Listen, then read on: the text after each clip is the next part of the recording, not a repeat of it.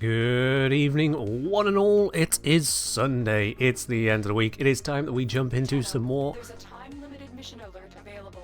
Check navigation. Thanks, Lotus. Yeah, it's Warframe. We're on Warframe. Thanks for that, Lotus. That was really well timed to just kind of get in the way there. Alright, time-limited alert. Sure, thank you. It's not even one that we can do. But we're back with Dan. Dan is once again up on the big screen because Dan has a lot of work to do in terms of clearing out the Starchart. So, I've been making some progress towards the next video, or rather made plenty of progress towards the next video. For Dan, you'll be able to see that in the first half of next week, no doubt about that. This is going to be, if anything, a kind of a filler between that episode and the next one Dan gets around to. Because if we have a look at Dan Tayford Elwin's lovely stats, we see that here it is, Starchart progress 119 out of 256. 119 out of 256, so that means that Dan has got a lot of work to do if Dan is going to get to Steel Path, and that's kind of, you know, half the goal. Get to Steel Path. Excuse me, sorry, it comes out of nowhere. There we are. Need to get to Steel Path and defeat the Murmur as Dante. So it's kind of a pretty significantly important deal that be done. Absolutely. Well, welcome in, everyone. Hope you are doing well where you are around the world today. Now, there is also that notice at the top right there saying build the personal quarter segment. You'll see that in the next vid. You'll see what's going on with that in the next video. Absolutely. Hello, Seiko. Happy to catch me live? Absolutely. Going to be live for a full 3 hours, maybe more, we'll see if I feel like it. But at least 3 hours from now. Enjoy. And don't forget to join in on the raffle as well if you are interested in that. Okay, so, just making sure I have actually set up everything correctly. Yes, that all looks good. Alright then. So I'm going to do a little bit of a recorded segment here as well, just in the off chance I do decide to include some of this into a YouTube video. So let's do that. What you missed? Not much. The stream's just started, my dude. You missed the starting soon screen.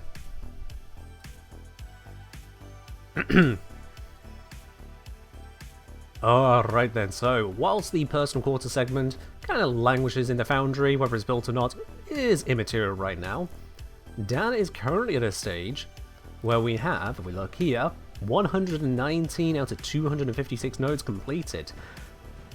But 119 isn't everything that we need for Steel Path. We need the full 256, and whilst we can't do all of them just yet, that's a lot of nodes that Dan just needs to get to work clearing out. Especially as, whilst I'm so far away from Steel Path, I can't even consider things like Belly of the Beast, and that's a lot to miss out on for Dan. So, let's get some of those nodes cleared out. And it's as simple as that. That's how one does an intro to a section. Alright then, let's do this. Let's do this. Now, I have already cleared out a bunch of planets. So we do see that Mercury has been completed, Venus has been completed, Earth has not been completed. Earth has not been completed. I've been putting off the assassination against the Vahek Terror frame, but I think with this Heck, with this kit gun, with this setup in general, Dan may actually have a chance here now. So let's see if I can clear out Oro. That's done. Only one thing to do other than go for it.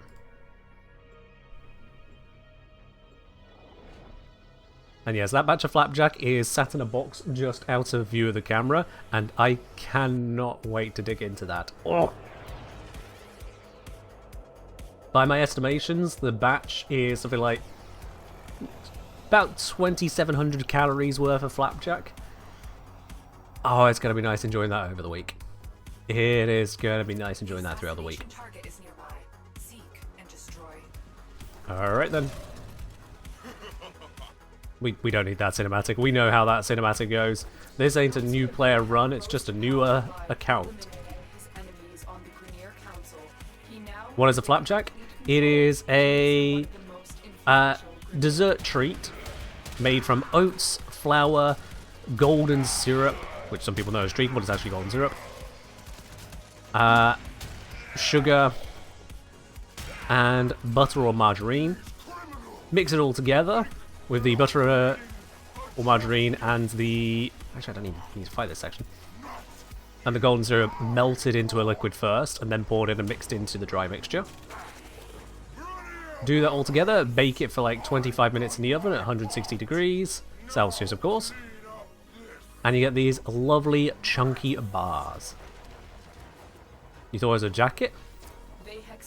Right, okay, flap jacket with flaps. I can see what you mean, but no, very much no.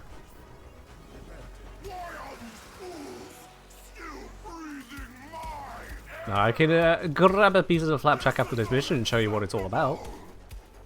And why I'm so excited for it. You've only done this mission 2 times, just complete the Starchart. Do you have any good strats? Yeah, skip all the stages. Turns out you can just skip them all. And just go to this bit right here. So that's definitely a good thing. Status immunity to deal with the magnetic procs, also very good. And then just aim for the weak spots.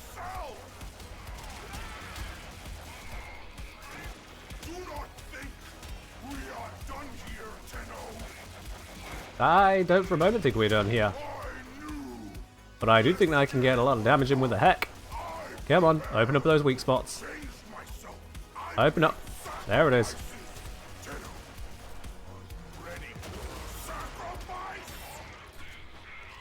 Saxon's down, but that's fine. We can handle. I'm very bad at aiming, but it's fine. Come on.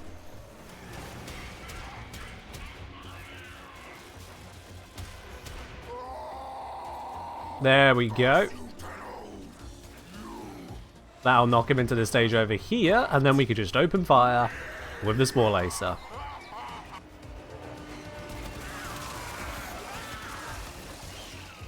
Where'd he go?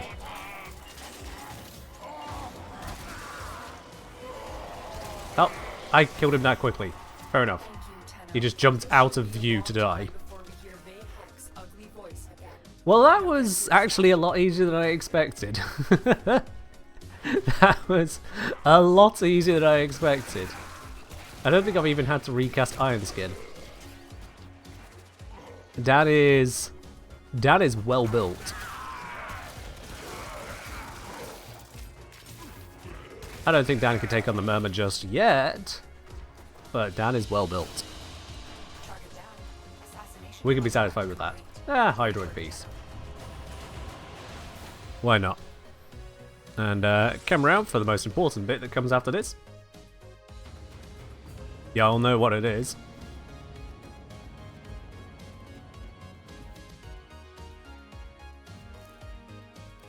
Come on. What? Where's the fan mail? I've just assassinated someone. Where's the fan mail? Damn it. Welp. One thing I have noticed is that a lot of the inbox messages that one should receive after a mission or a quest don't seem to come straight away. And it's actually creating some problems. Like the number of times I've had it where a quest should finish, but the actual rewards from the quest or an important notice from the quest just doesn't come through until I load into a relay or another mission. And that's really weird. Do we have to assassinate 3 things to get stalked? No. Any single assassination, if you are the killing blow, it's enough to get stalker sending you fan mail. Any one of them. Didn't actually kill Fayheck. I suppose there is that. Technically, he's not dead, but yeah. Go figure. Stalker's on PSN. Oh dear. Right, well, we might as well continue forwards. We now have access to Tikal, the excavation against the infested. I currently lack a zone control frame, so this could be interesting. Oh, before we get going on that, I promised Flapjack. I will help you recover them. Proceed to the marked dig site. This, my wonderful people, This is Flapjack. This right here is what Flapjack looks like. And yes, there's a... Mm. Mm. Mm.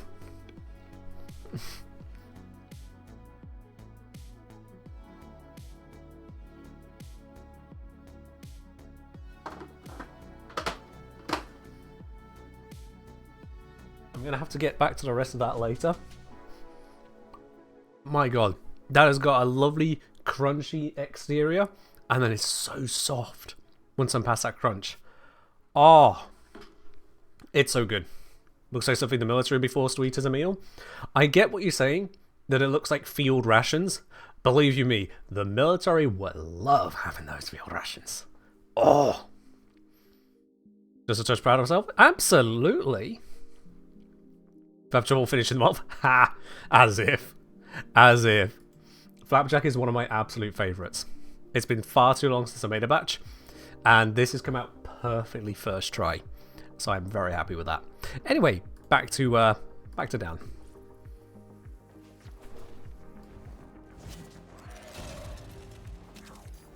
Hydroid can be good zone control for early game. It's certainly an option. I would probably go with Frost, however. So if I do need a area controller frame, Frost is just very effective at it.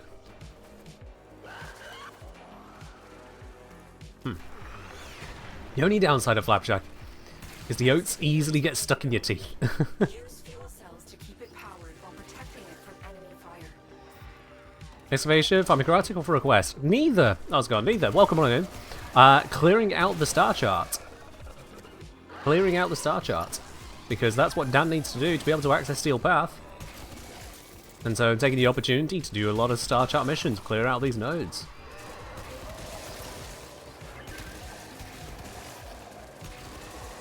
It's why we're on a level 6 mission. Even as Dan, that's almost disgustingly low level.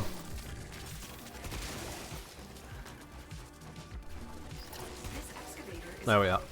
I realize I have in-game music on as well as out-of-game music, and that actually sounds a bit blip. So let me quickly kill the out-of-game. There we are.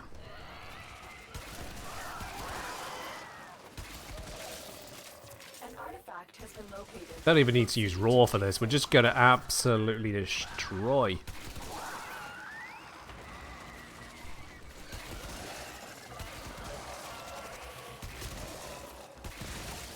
Yeah, here a control frame, Hydroid, Frost, Gara, something like that would allow me to kind of protect this excavation and just move on to the next one.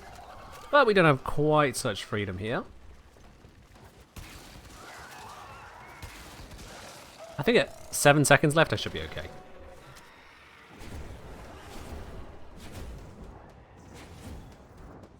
Excavation complete. Ah, bollocks. Ran out of energy. This is Dan, not the engineer. I don't have all of the world's energy.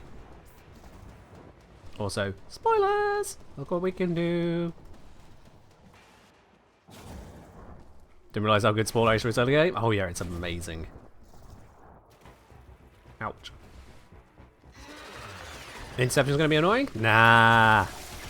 I think you underestimate just how effective I can be. I think you underestimate. Plus, you know, we're talking Starchart interceptions, not Steel Path. It's very, very manageable, especially with an AoE weapon like this. You just kind of paint the air and things die.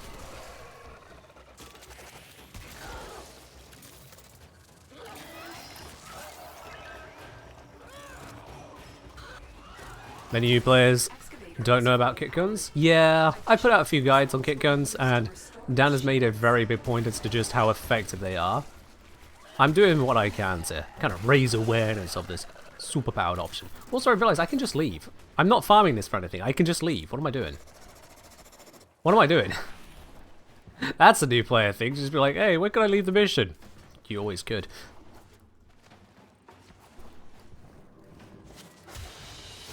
Oops. There we are. Crowd contained. Screw the other one. Don't care.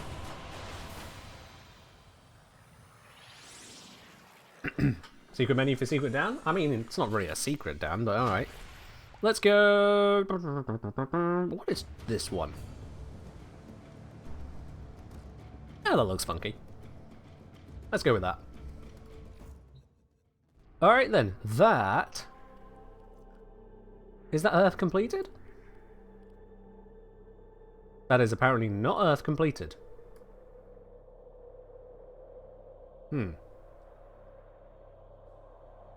Not a complete Earth.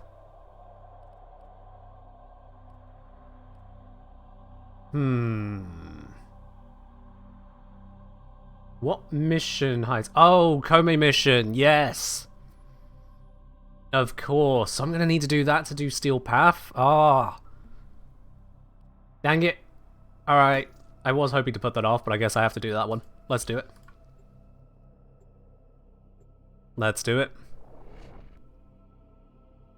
Kind of a surprise, because some Warframe specific nodes, like for, I think Mesa and Atlas, don't count. But I guess this one does, yeah. Got something. Heavy hitter like you needs a little snack. I'm gonna go chem off and do a bit of recording on this one. Okay, so it turns out that in order to access Seal Path, we are going to need to complete the Kome node after all. So I guess we'll have to attend to Sire's visions. From the ocean and plunder Cetus, while they hack bloats and crows. He does that. I know in my bones this is a fate dream sent by Kome. One who is bold enough to enter a fate dream may change their fate. Visit Kome's shrine, Krona Meta. Save Cetus from what is coming. Okay. You see Also, fun fact, every little bit of that dialogue was unskippable. Every last bit of that. I couldn't get her to hurry up and get to it. But it's fine. Like in the early game fashion? Yeah, there's not a lot you can do with fashion early game. Not about dropping cash. See what has been and what will be, and they do not share their knowledge. But the likes of you and I, we may wish to steal a glimpse of our fate, to change it. Still not skippable. This is the shrine of Kome, the dice maiden, the puppeteer, a long-hidden oracle for the ordinary folk. Okay, thank you. Right, Sire's visions. Enter the Fate Dream? Yes. Here we go. That is a very new looking Excel, and we're gone. I mean, that was an NPC, yes. Our celebration of Kome! It angers the demons in the water! Hurry inside, child. Doga! The Tenno will cut through the infested and deliver our offerings to Kome. That I shall. The vision begins the same. Kanum, here they come! Oh, we've got invulnerability for a bit. I mean, I'm not going to look that give Torsten a mouth. Tide of fate. I'm eager to free you squirming maggots from your web. Come on! Open the gates! Let's clear through these best that we can. He is now under assault. Done well, sir. You must drive back the infested from our homes so we can prepare offerings once more. A is also under assault. Ow. Yeah, holding on to two locations at once with a low tier setup. A little bit difficult.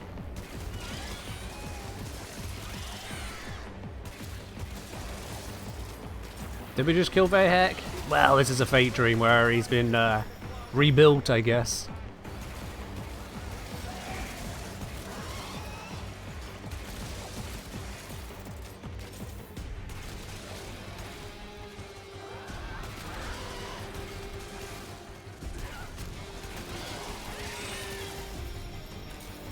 Alright, offering is available at A. Let's go grab that one. Plug it straight in.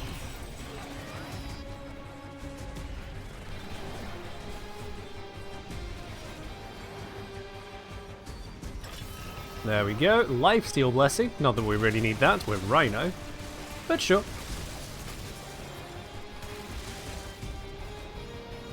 Let's clear up over here.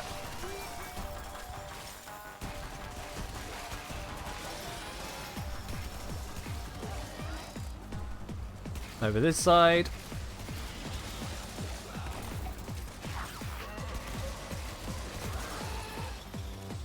There we go, we have control. Never mind, control has been lost to A. I'm going to clear up these ones and then go to A. Ooh, actually, grab that first. You want to build Rhino for just strength? Duration is also a consideration, especially if you're keeping up raw, because it's not terribly cheap to cast. And range if you want to help spread it to your allies further, more reliably, as well as making his 4 affect a much wider area. There are certainly options all around.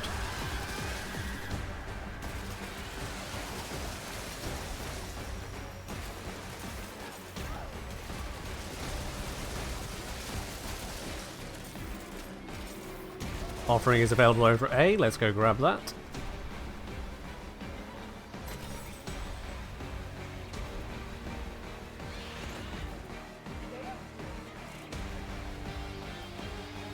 There we go. Now we need to kill 30 enemies. I'm going to do that around the shrines, so I can also get these blessings worked up.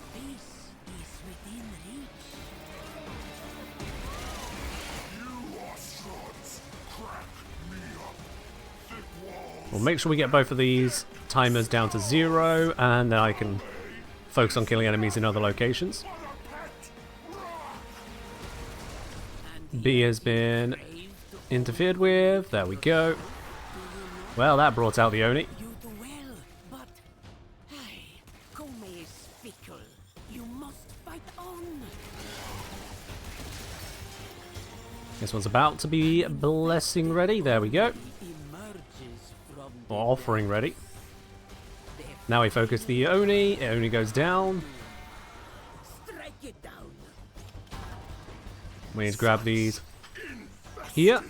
Beauty, and he looks hungry. Drop this in over here. Switch to frame. Drop that in as well. And it's down. And that is how we take this one out easily. The die has been Just under 5 minutes. Not bad for a solo lone Tenno using Rhino. And now we wait for the mission to actually finish.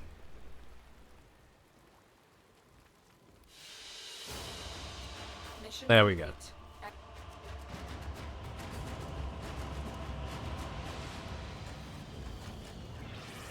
Alright then. That should now have the whole thing done, right?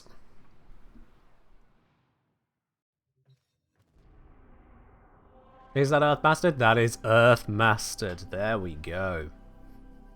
Okay. Let us move on to Mars.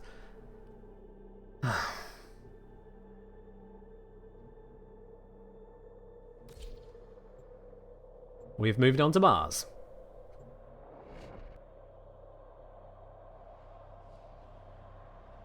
Time to do Tiana Pass. Solo Rhino Spore Laser. Let's do this. Tenno, you're here to defend something that defies my own understanding of the Void. These crystals need you. Stop the Grineer and Corpus. Yep. Cold War. Warframe made crystal caskets. Caskets for who? Belric and Rania. Mighty good genes. These ones are a little bit more resilient, Genes for the two. which means that the Spore Laser only one-shots them, Take the genes, do the science. if it crits. My two men get stronger. I might want to roar to help out with this. There we go.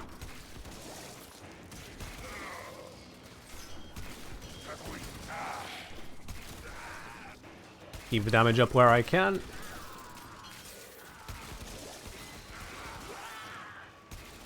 I've got no summons that can help me out here. Just gotta work through the mission best that I can.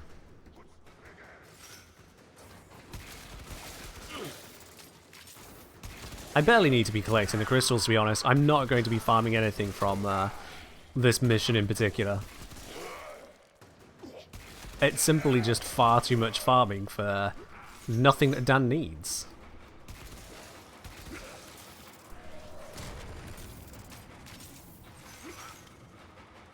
But, still going to play the mode as best I can. Crystals acquired.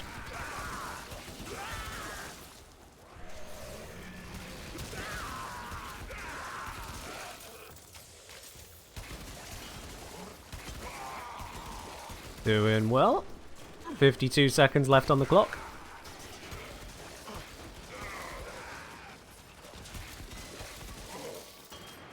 More of these have appeared.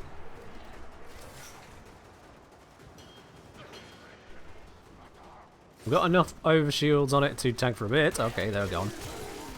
Never mind.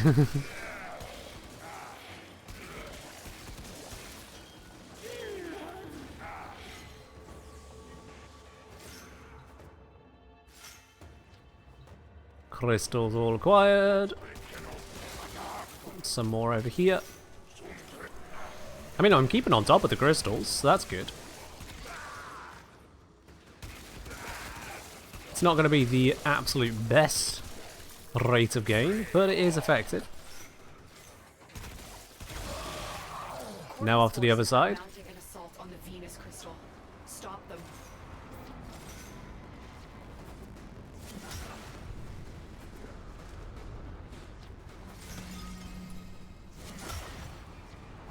More crystals acquired. 8 seconds left.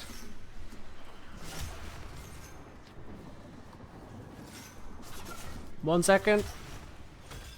Grabbed as many as I could. Story of Belric and Rania, Woo! lovers whose guardian Warframe tried to save them by encasing them in her crystal. It is their remains, and the connection forged between them. And now we're against the Corpus for a bit, which is again very manageable. Oh. As I wipe out my iron skin. Did you see, this is a toxin modded weapon.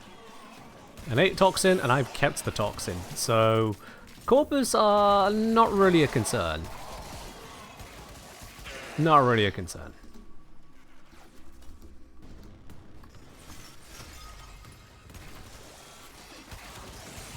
That reinforces the crystal.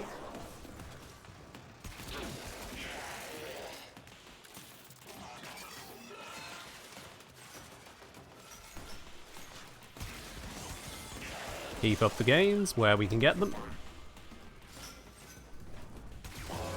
Think I got the crystals there? Yes, I did. Take out the nullifier, because nullifiers are horrible. How dare you exist?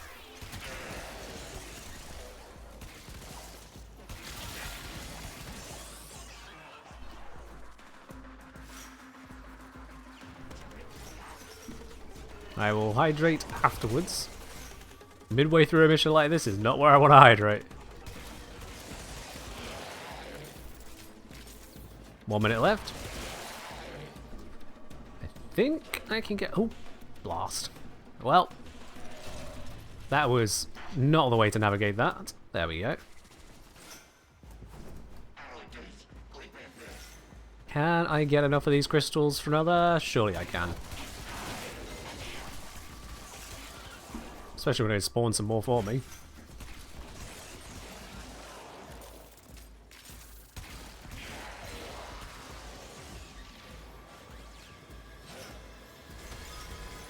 There we are. I'm not going to get another activation, and we only want to do one run of this, so that's all the crystals I'm getting. Question is, what reward will I get for running this mission?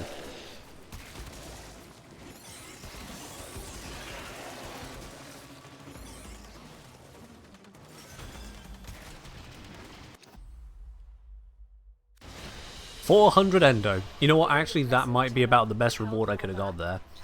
400 endo is a solid reward to pick up.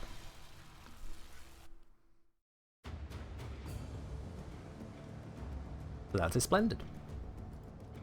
Nearly maxed out on Perrin sequence, so let's deal with that as well. This is what we offer. By grabbing a couple relic packs, because there's nothing else of value there. I'm certainly not going to be ranking them up any further. Hello, Ray. And with that, I'm going to quickly pop on down to the Cambion Drift, or rather to the Necrolisc, and let's see, with 20 of each crystal, is there anything that I can get from Otak? Anything. Can I afford even one arcane? Mining isn't my only interest. Ooh, ooh, you know about Citrine and Belric and Rania? 60. I love that story.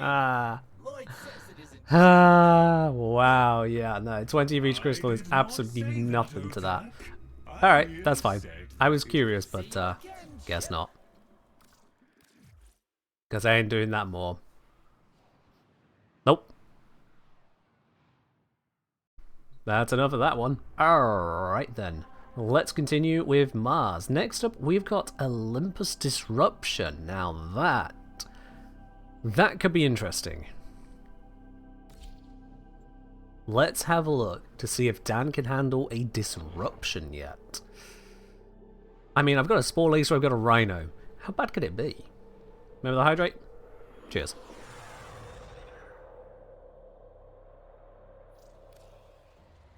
Operator, incoming transmission. It's from Fortuna. Alad Faye selling the latest in asset security. Conduits. Conduits? Oh no. Pull the shinies out. Was this the last Mars mission? I can't recall. I don't think it was. Something happens to the conjure before you can pull the goods. You don't get the goods. Extra energy. Won't be mad at that. Also, the bleeders Iron Skin up. will try to kill ya. Does Stomp still slow demos? I suppose we can find out. This isn't your regular vault job. Alad Faye sold Alright. conduits with interference routines. Well, at least the standard guys get absolutely slapped, so that's useful. I've got some workarounds. Turns out they are in fact level 15, no shenanigans happening there. Carried by high-ranking muckety mucks. Knock 'em down. See what they've got. Lovely old explosion right there. First key. Right. Find a matching conduit. Oop. Demo unit. Electrified conduits. Oh no, get away from the conduit. Conduit. Alright, I've got plenty of energy to go for a stomp here, so let's get close, see them do the pulse, and then move in for it. There's the pulse. Stomp. Plus the cold procs, that looked pretty effective. Also, wow, that is easy.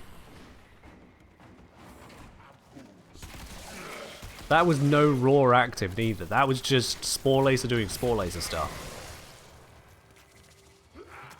Are we sure that people really struggle with disruption, or are people just bad at the game? Just putting it out there for a moment. Are people trying to do disruption with like an unmodded Bratanen, crying about the difficulty?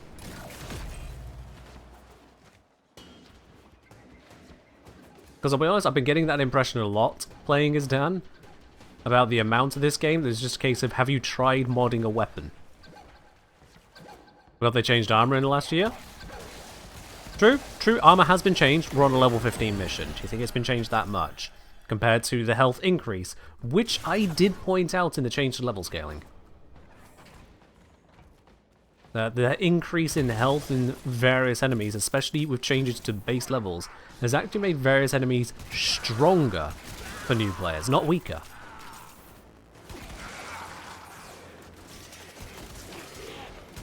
They just use what they got, don't know how demos work. I'm just using what I got. I just happen to have got good. Hear that beeping? Demo unit's on its way. Alright. I mean, if someone goes in for the first time and is shocked by the difficulty of it, I get it. If someone then follows that up with, oh, I have no idea how I'm going to improve on this. This mission's too hard. They haven't been paying attention to what odds are. Change showing where Demolis came from made it way easier. True, there has been that accessibility. Because without knowing the maps, knowing how to hunt down a Demolisher before they get too close, I can see the difficulty there, yes.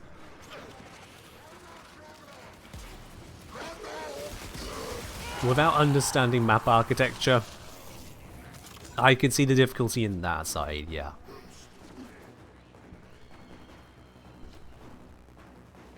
You think knowing how status elements work as well is extremely important? Nope. I mean, yes, it's helpful, but not extremely important in terms of being able to do disruption, because, hey, you know, I'm using a toxin spore laser. Toxin. That ain't corrosive, that ain't viral. It's not doing any extra bonus against these dudes. It is theoretically the wrong type.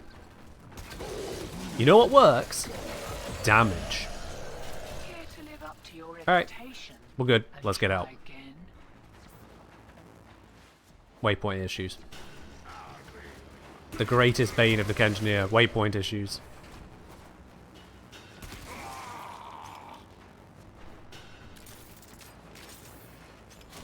Wakey, wakey. Here we go.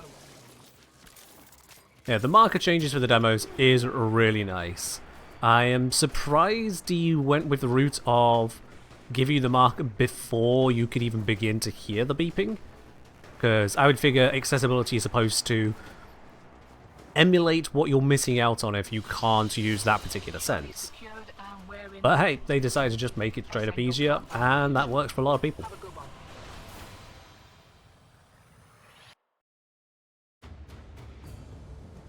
But yeah, turns out that mission, ludicrously easy. No difficulty whatsoever for down there. No difficulty whatsoever. We have one more Mars mission. It's an exterminate with our Archwing. Let's make sure I've actually modded that side of things, if I can. People that don't see a disadvantage that way, I mean, yeah.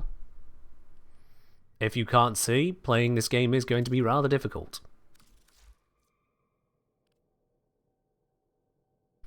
Okay, I do have Prime Rubedo Line Barrel.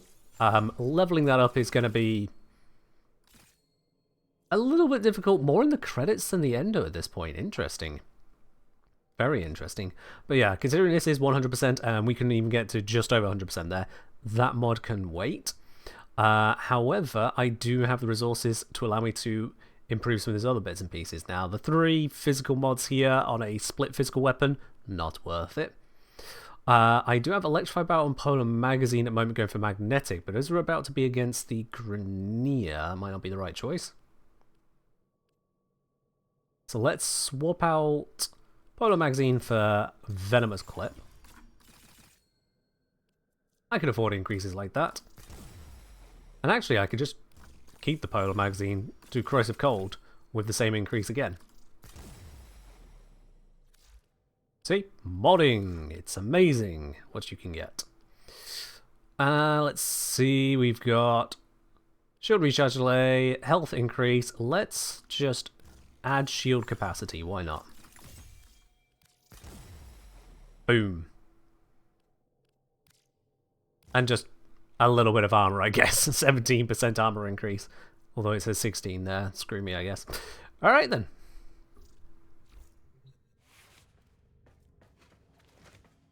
We're modded. We're set to go. Let's do this.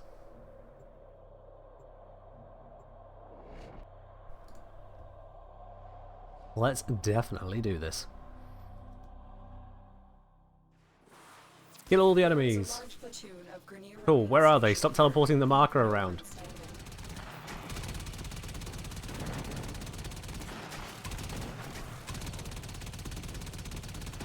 I may have slightly overmodded this. Just slightly.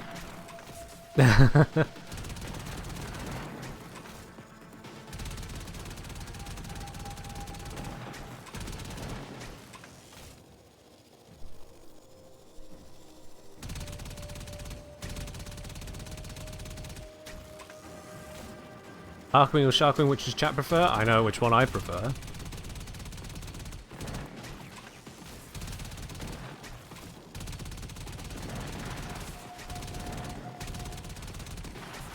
Happening, all the things. This is basically a point and shoot.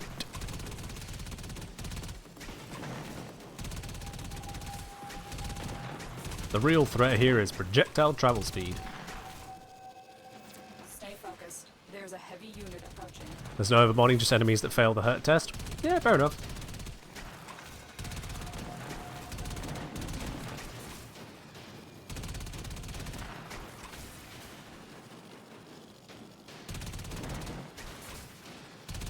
Keeping up the pain. Very, very good.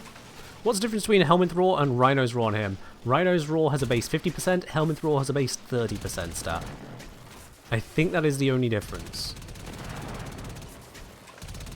So Rhino can roar about 2/3 more effectively than every other Warframe.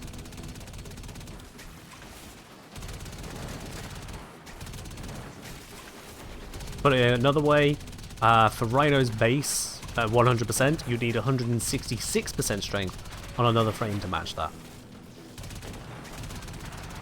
So when you think about it in terms of the strength requirements, you can see how Rhino can do a lot more with a lot less. Xmas, thank you. Xmas always a good source of affinity in this very limited environment. I probably should have meleeed it, to be honest. Get the melee affinity. If I see another Xmas in time, I'll remember that. Oh, speaking of. There we go.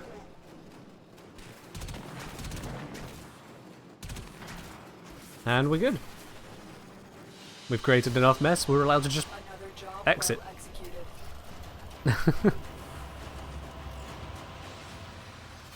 Reward for that, not really much of note. But that's fine.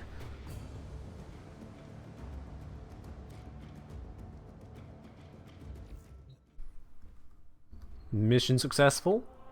Planet successful. And this does unlock these nightmare modes as well. That's not the nightmare mode. Where is it? That's an alert. Let's give us bits and pieces. What is going on with these alerts here? Yeah, fair enough. So, in terms of these nightmares, we've got no shield assassination, shrine defense. I just walked away from that. Rescue and mobile defense on Mars. Ugh. I'd quickly do the rescue.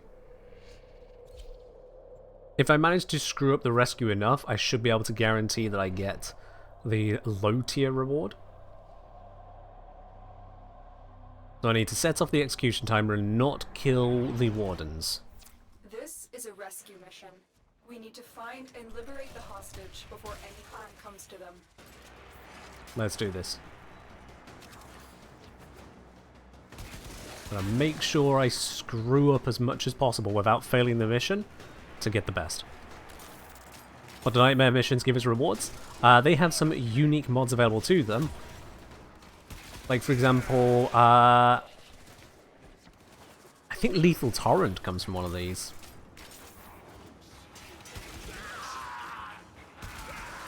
There's no telling what the captors are doing to our rescue target. You need to find the holding cell immediately. Yep, on my way to it.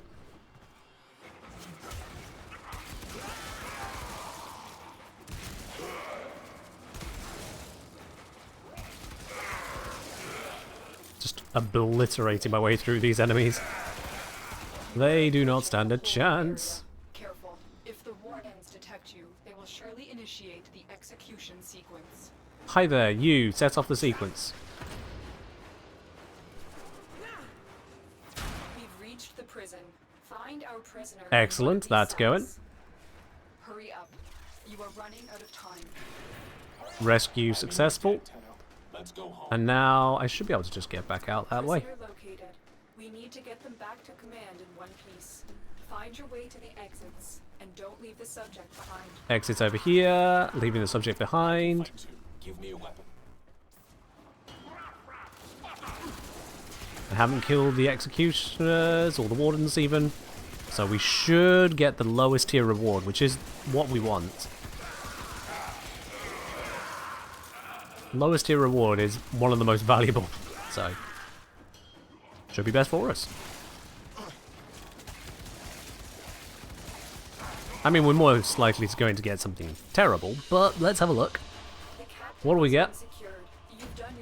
Wildfire! Sweet! Okay. Brand new mod, gives us heat and magazine capacity. Not terrible, although apparently I also got a Force Spectre blueprint. What?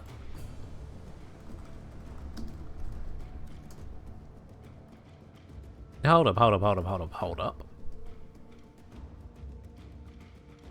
So yeah, Wildfire is low tier, but Force Spectre would suggest that I managed to achieve tier 3. That's just weird. I have no explanation for that. No explanation. I'm just happy to take the Wildfire mod. So I could have got there instead Chilling Reload, which is cold reload speed for shotgun. Accelerated Blast, which is fire rate and puncture for shotgun. Ice Storm, which is mag capacity and cold for pistol. Stunning Speed, which is reload speed and status chance for pistol. All of those are pretty bad. I could have also got Blaze, which is damage and heat for shotgun. Nice. And Hammer Shot, which is crit damage status chance on a rifle. Very nice pickup. Unfortunately, those both only have a 1%, and that did not roll. That just did not roll. But that is fine. Having looked at the other nightmare missions, I am going to skip those over for now because I don't really care for them. Let's go to, not Phobos Junction, let's go to Phobos and clear out some of the nodes over here. We've got a defense mission. That should be easy. This will be even easier after the update, where D's bringing down the waves from 5 to 3.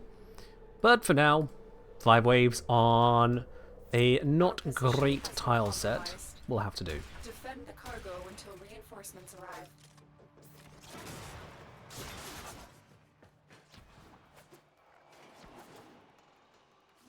Up. Iron Skin up. Ready to obliterate.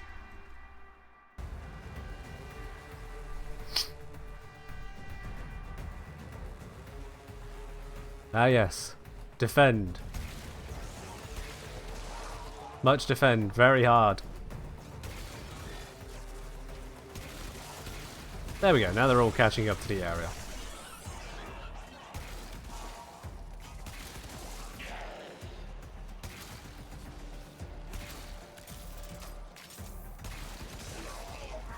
So I wonder, am I going to have to hunt down any enemies just hiding in a corner? During these next 5 waves, will I have to hunt any enemies down?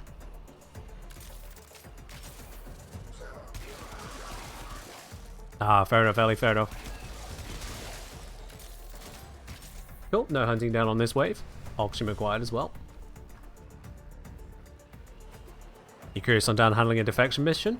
Oh, that should be easy. Dan's got Vault. How do you mean handle it? Spore Laser Vault? It's a match made in heaven for defection.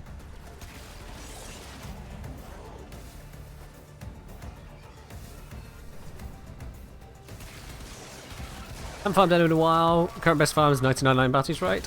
I haven't measured the 1999 bounties, so they may be a good farm. It really comes down to what you want to stuff your way through at the same point. You can look into various other bounties, or just check out my Endo Farming Guide, which covers not quite as far as 1999, but it does cover a lot.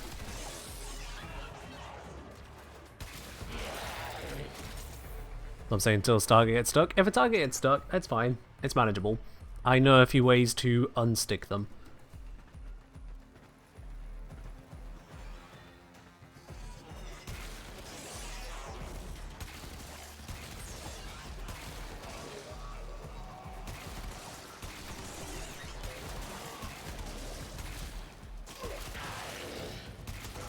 Here we are.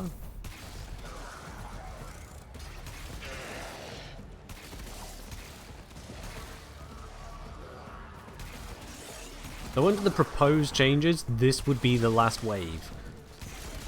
of this rotation, and therefore the completion requirement of the node.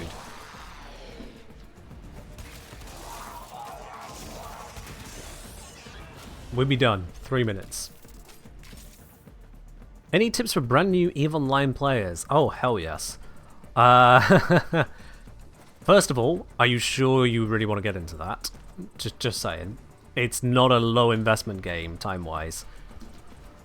It's not low investment. But if you are certain, and if you've definitely got the time to spare to get involved in such a game, then yes, go through the tutorial properly. Make sure you pay attention. Don't skip dialogues, even if they get a bit flowery. It's similar to Warframe in a sense that there's going to be a lot of floweriness, but then there's also explanations. You kind of want to catch it all. Second, go through the career agent missions.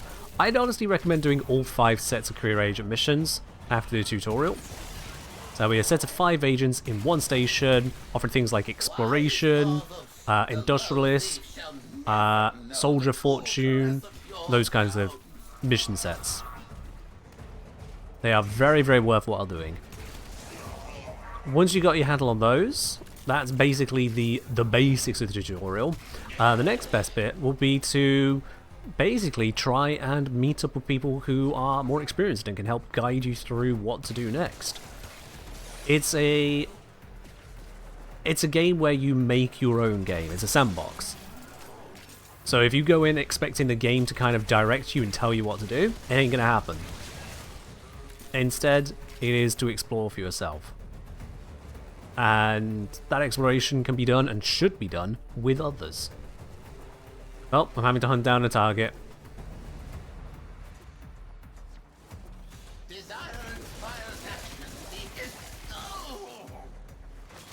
I mean, it's understandable I had to hunt down that one, but still.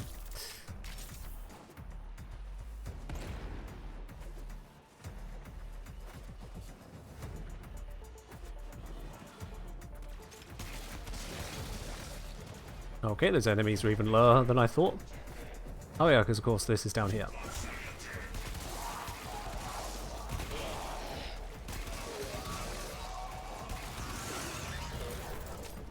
One thing I will say with regards to EVE Online is that the PvP is cutthroat. It is cutthroat. If you don't know what you're doing, people who do know what they're doing will absolutely take advantage of you in EVE Online. They will. It's not that they might, it's not that they could, it's those who know better have absolutely no reason not to treat you like you know better. And no reason not to treat you like they are having themselves a jolly good time obliterating you. Because there's always the potential you could turn the tables on them.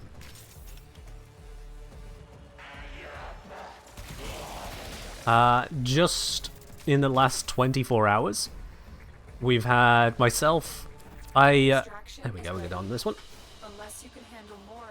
against our favoured target, our resident horrible person that we like to shoot at, those of us in a small group. They baited my ship using a hauling ship of theirs. They made it look like they were just moving stuff from one station to another, and I attacked them. Fortunately for me, despite their bait, I was sufficiently well equipped to somehow manage to still win the fight. The odds were stacked against me because they had set up a trap and I was not fit to handle that trap, but I did just about manage to get through it. Unfortunately, after then, we've had another person in the group against this same individual who was sat what they thought was a long distance away, 100 kilometers away. They thought, alright, this distance should be safe. The guns on his own ship only reached out to like 43 kilometers. 100 kilometers has got to be fine. What they did not take into account is that the ship that our opponent was in has a module that says, wait 10 seconds and then teleport 100 kilometers in the direction you're facing. And so they pointed at our guy and quite literally just arrived next to them and opened fire. Ship destroyed.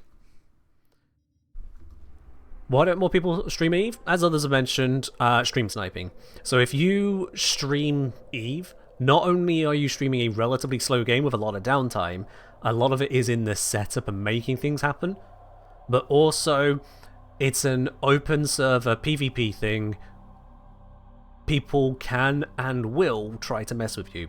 And as much as it can be against TOS, for Stream Sniper, both Twitch TOS and for EVE TOS, it is against TOS to Stream Snipe. Prove it. Prove that the person that has conveniently ended up in the same rough area as you, conveniently in a ship that can handle yours, didn't just wander in and murder you. Prove it.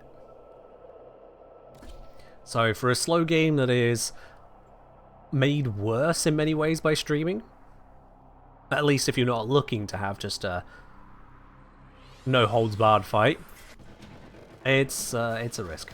The enemy is trying to escape with supplies. Hurry to the loading dock and destroy their transports. Alright then.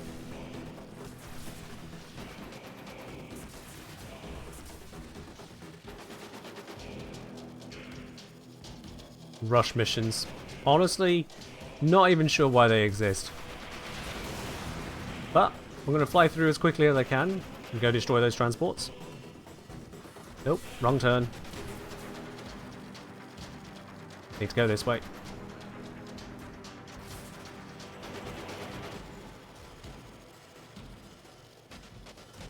Yeah, I've streamed EVE a few times, but there are limitations on what I would want to stream there, and risks involved with it that can be quite severe. EVE Online is not an arcade game, it is one of consequence. So if you you fly something expensive and someone blows it up, well, that's a lot of expense gone. That is just a lot of expense gone. There's a transport. Take out its shields by destroying those orbiters. Yep. One down. Two down. Three down. Easy peasy. Done here. Meet up with your ship. Not one escaped. When does Lavos Prime launch? Wasn't that next week? Not sure. Anyway, 400 ender acquired. 1 minute 40 seconds. Easy, easy. And yeah, first time I did this mission as a new player, I also failed it. Because, well, there were enemies along the way to shoot and I shot them and I wasn't really sure what was going on. 12? Fair, yeah, next week then. Alright. That is now 2 nodes left. Defection and survival. Let's do the survival first, and then I'll swap to Vault.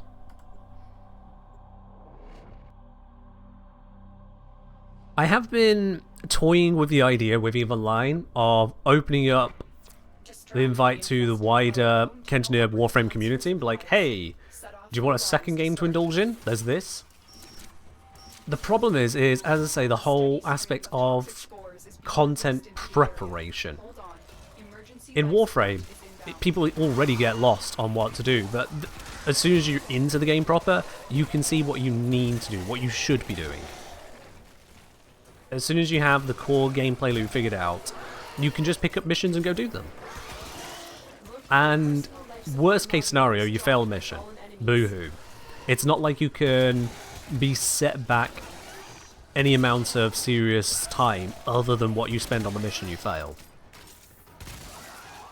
For EVE, because there is that risk of setback, because there is the greater difficulty in getting into what the game even is, and then there's a whole trying to match people's varied interests into a group.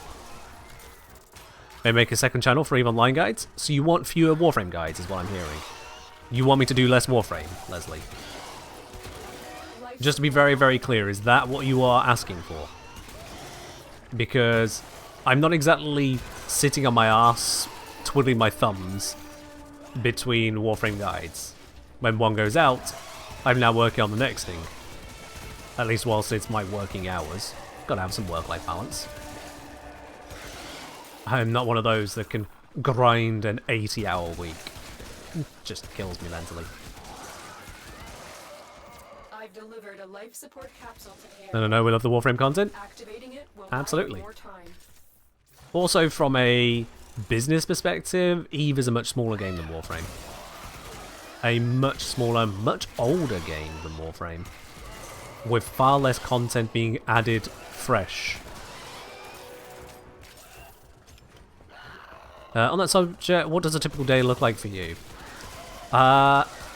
In terms of what I'll be doing throughout a work day, first things first is seeing what updates overnight may need my attention, if there's anything moderation-wise, if there's anything email-wise, comments-wise. I'll be checking on to socials and the like. Any admin that needs sorting that I've not got around to, such as making sure stream VODs are going in the right place with thumbnails attached, also gets attended to. You can use kick gun with melee? You can with a glaive, yes. Glaives specifically allow dual wield with one-handed pistols. Get ready for a capsule. Once I'm done with any of the admin stuff, which shouldn't take too long, so long as nothing weird has happened, that then opens up onto the Warframe side of things. And with Warframe videos, the focus in any given day depends on how far I am through making a video. What kick gun am I using? Spore later. More details can be found in the Dan video about that, because I went through the process in the videos. So when it comes to making a Warframe guide video, I will first have to conceive of what I'm covering as a guide. Like, that might sound a little bit obvious and trite, but seriously, that's got more to it than you might expect.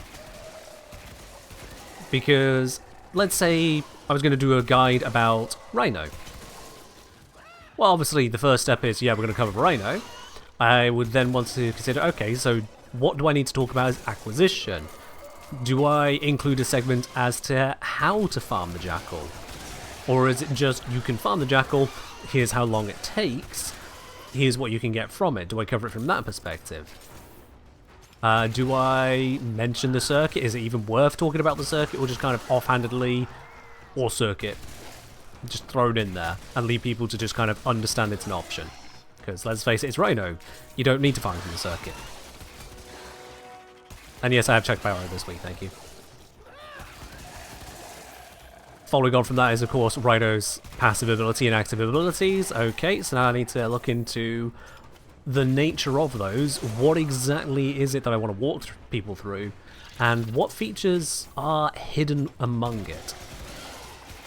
Because almost no Warframe has its abilities be just what it says on the mod card. There is always more going on. Like how Rhino's abilities, we've got Roar, the faction damage buff. Additive to other faction damage sources, despite the fact that other faction damage sources are represented by a multiplied by 1.x now. Or 0.x in the case of a negative on a ribbon. So that further adds to the confusion of potential details. For something as old and well known as Rhino, that might sound like second nature, but those are still details that need to be covered in a guide, so it's conceptualizing all of those details together. Keep up the good work. And as I then gather all this information, all the quirks and whatnot, then it's getting into, okay, now how do I actually go about communicating this? It's planning and preparation of a script. I go for script at that stage, because I'm planning what I want to say in the video. I want to get the flow right, I want to get the details right, I want to make sure I'm not missing out any aspects. If, as I write something, I realize that it's an assumption, I've not tested it, then I'll go back and test it. By and large, to try and make sure anything I'm communicating, I can communicate with a certain authority and certainty behind it, as much as possible. There are some things, I'll be honest, I do defer to the wiki. A recent example on that being the nature of damage resistance of demolishers with regards to crits. Because, to be honest, it seemed right from my circumstantial testing rather than hard scientific testing, just kind of vibes checking it, it seemed about right, and so I was happy to take their word on it, given the frustrating nature of testing Demolisher damage reduction otherwise. it seemed about right. And so I'll be quite honest, that one I did just trust the wiki on. But aside from small details like that, by and large, I will have to verify pretty much everything I've got in a video. Pretty much everything. Because every small mistake ruins an entire person's trust in me. And do that enough times over, you guys just aren't going to pay attention anymore. I already get people who distrust my stuff just because it feels wrong to them. So I have to try and be as rigorous as possible to avoid those kinds of situations. And communication is really key in this. To give an example of an old video at this point, my credit farming guide. A lot of people took it from the way that I presented it in that credit farming guide. A lot of people took it that I was saying that Index and Profit Taker have exactly the same credit output. Or if anything, that Profit Taker will be worse than Index. Technically, not what I said. Actually, not what I said. But if you fall in the middle of details where you read what's on screen but don't listen, or listen to bits of it but don't read what's on screen, if you don't put the bits together, it was easy to misunderstand and misrepresent it, and then as soon as that emotional response is there, people get all caught up in it. And I've learned from that and other mistakes over the years as to how to present that information to avoid such misconceptions. And then some people just can't be helped. I want to bring up an example. I'm going to call out a user at this point, unless they've deleted their comment. If it's not deleted, then it's still public, and they're fair game for being called out. So let me just find this one real quick. I should search for a response status. I have responded, because I did respond to this one. Let's see...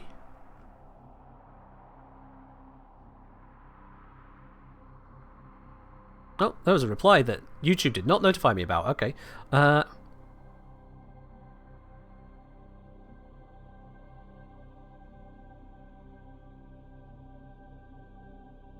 Yeah, no, that doesn't do it. Okay, I'm going to call this person out doubly now.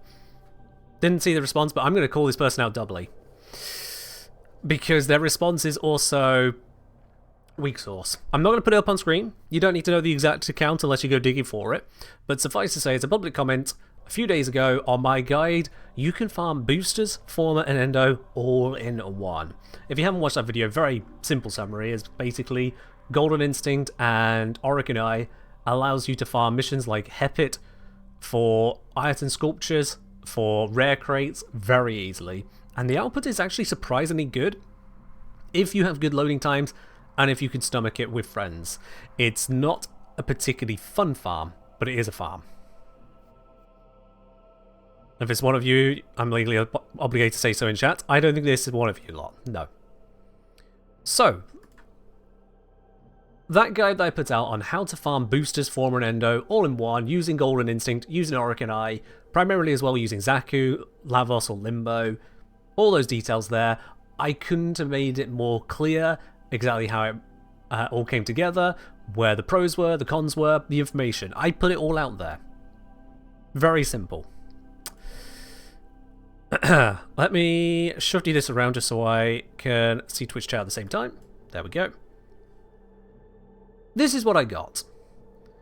Wow, I generally like your videos because they make sense and seems like a big effort was made at optimization of time and resources. Something about this didn't make sense, so I did some runs and recorded my information on a spreadsheet. Wow, a spreadsheet. Never heard of that before. I ran 30 missions, using Octavia modded for range. Brackets, didn't really see the point of using Zaku for crate busting if the goal is using Golden Instinct to find rare pickups that aren't in crates most of the time. Close bracket. I made a point as to why you would use crate busting, and that is because Iron Sculptures and rare crates appear on your minimap as just regular pickups. With a crate busting ability and vacuum, you scoop up various bits and pieces off your minimap to clear it of the clutter, so that then if things are remaining, you see, oh, There is something important here. There is something important. So, this person has already gone and taken my flapjack recipe, effectively, using an analogy here. They've taken my flapjack recipe, and they've gone, I didn't use the golden syrup because I didn't see really why that was necessary. We've already got sugar in the recipe.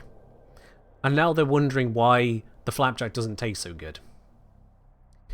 I modded for 280% range, and just ran invis to avoid fighting everything but the capture target. Average mission time on positive golden instinct missions, brackets, Baron missions were just instantly replayed, was just at 3 minutes 18 seconds. Out of 30 missions, 12 were positive for unique treasure, 100% of those were Ireton sculptures, and the average endo per sculpture ended up being 1,950. Brackets, some are obviously better value, as good as 2,700, and some are as low as 1,575, close brackets. Yes, I know how averages work. Time management wise, this is their words, this is a long way from being a good way to make endo. Collect former, or even get a booster. Just offhand, I'd say Zaraman bounties for the endo, relic, Zaraman bounties for the endo, relic missions for the former, and just hang around any relay for a few minutes for a booster, or 2 or 3. Full stop. Doesn't really pitch it as it's a suggestion until that. I'll still keep liking the videos, even this one, but I guess I'll just have to keep one eye squinted when I watch now. That's a bit snide.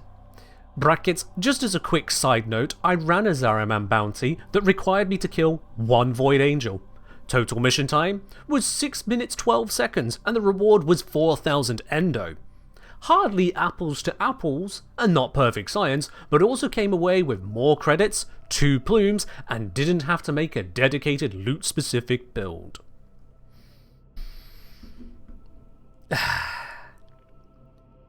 Firstly, if you're complaining about having to make a specific build for something in Warframe, get good. Simple as that, get good. Making a specific build for a farm in Warframe is not hard. If at any point you complain about the optimization of a farm and then say, oh, but I didn't need to make a specific build, your opinion is dog shit. You can either talk about optimization or not make specific builds. You can't do both. But it's even better than that. It is so much better than that, chat. Because they've thrown out some numbers, and a curious thing about numbers is that I'm fucking good at them.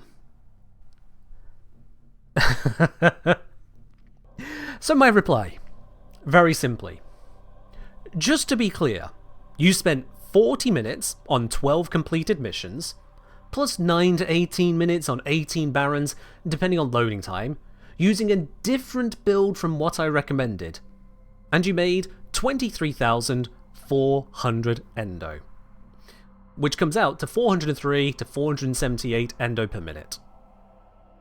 You then went to the Zaraman once, and spent 6 minutes 12 seconds on a bounty, which has an 11.36% chance of 3,000 endo, and 9.74% chance of 4,000 endo. Those rates average 730.4 endo per run, or 118 endo per minute at your speed. So to again clarify, chat, the guide that he followed incorrectly got him 400 endo per minute at least, and his comparative offhand better idea got him 100 endo per minute. If you feel misled from this video, you can say that outright, but your own numbers say the opposite. I do my absolute best when it comes to videos to communicate the pros and the cons, to give a balanced view and to show you enthusiastically what you can do in Warframe. I'm not going to do videos on absolute crap, because no one wants to talk about absolute crap. You're not going to see a build guide for the Mark 1 Nottingham and Bratton. No one cares about it. But my word, to spend that long of a comment, to have spent the time making a spreadsheet, didn't do anything other than write down the numbers, did you? Because you didn't actually run the info.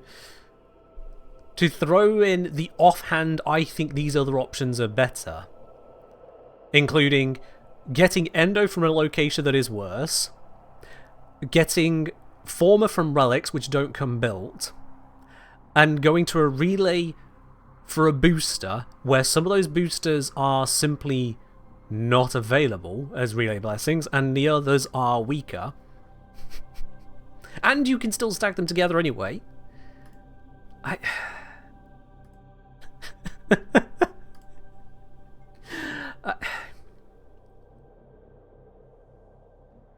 So yeah. You can find built Former? Yes, you can. It's not a high chance, but yes, you can. So, I do my best in scripting videos, in pacing videos, in making sure all the detail comes together, because exactly those kinds of replies, to try and minimize them as much as possible, to bring it down, so the only ones that come through are the people that are so daft as to say that I missed the Okina Prime in the video about Melee Doughty. The Okina Prime, which I should point out, is not a puncture weapon.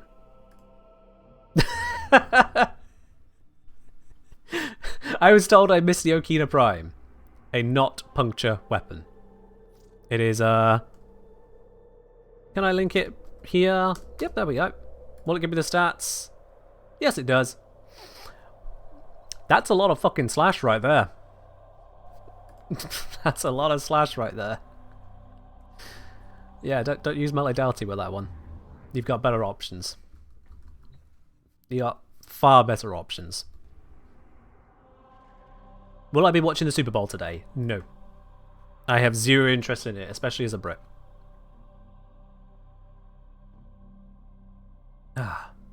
Well, when Ken says fuck, yeah. Sometimes it's necessary. I won't use it in a video, but sometimes it's necessary. Do I think that the Rovux is a good candidate for Melee Doughty? So you were talking about in the Incarnate form where it becomes a pure puncture weapon while still having good stats? Yes. Yes, the answer is yes. A good statted pure puncture weapon is exactly what Melee Doughty is looking for.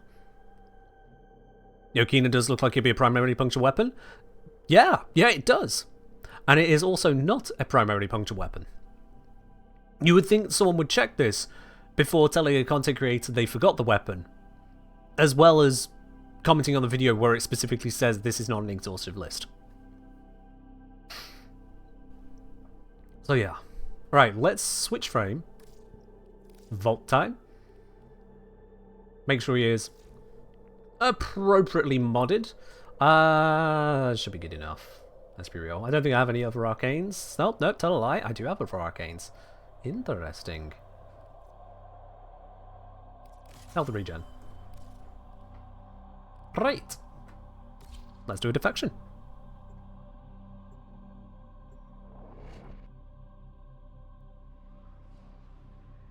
These guys make Dan want to go from hero to villain. It's fine. The scattered survivors of this infestation have I will barricaded do the themselves best that I in can safe to areas plan and script videos to communicate as clearly as possible all the features that are relevant, Their Grineer defectors, but rescued only by Steel Meridian strongly too relevant. broken to join their I don't want a ranks. video to be bloated. I don't want people getting bored and clicking off. If you want some niche interaction, you can just do it yourself. When people comment on videos, oh my god, you told me all this stuff, but you didn't tell me exactly where I can get blind rage from. I'm like, you have access to Google. If somehow, by this point, you do not have access to blind rage, you do not need the guide on some Warframe to tell you where to get literally every single mod. You can just Google it. You can just Google it. But Ken, aren't you the guide maker? No, fucking Google it. Cheers, Fox. Alright, speedy speeds. Off we pop. Nice and quick. Yeah, I'm on over. Hey! Yatta! I could have sworn you'd resub very recently, but all the same. Yatta, thank you very much for the 44-month resub, my guy. Much appreciated that. And I hope you're doing well.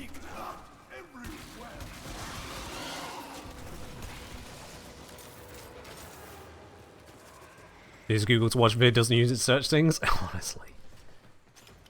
I get that, you know, you don't go to the wiki for more complicated topics. Reading the wiki isn't going to tell you how to make Rhino amazing or something like that. But some amount of effort can be put in. Master Regnag, thank you very much for subscribing with your Prime. Up onto 7 months. Welcome, Ren. Hope you're doing well. Not even the Tenno will keep you safe. All I need is to rescue 2 squads and I'll be allowed to extract. Where are they coming in from? Same direction. Easy peasy.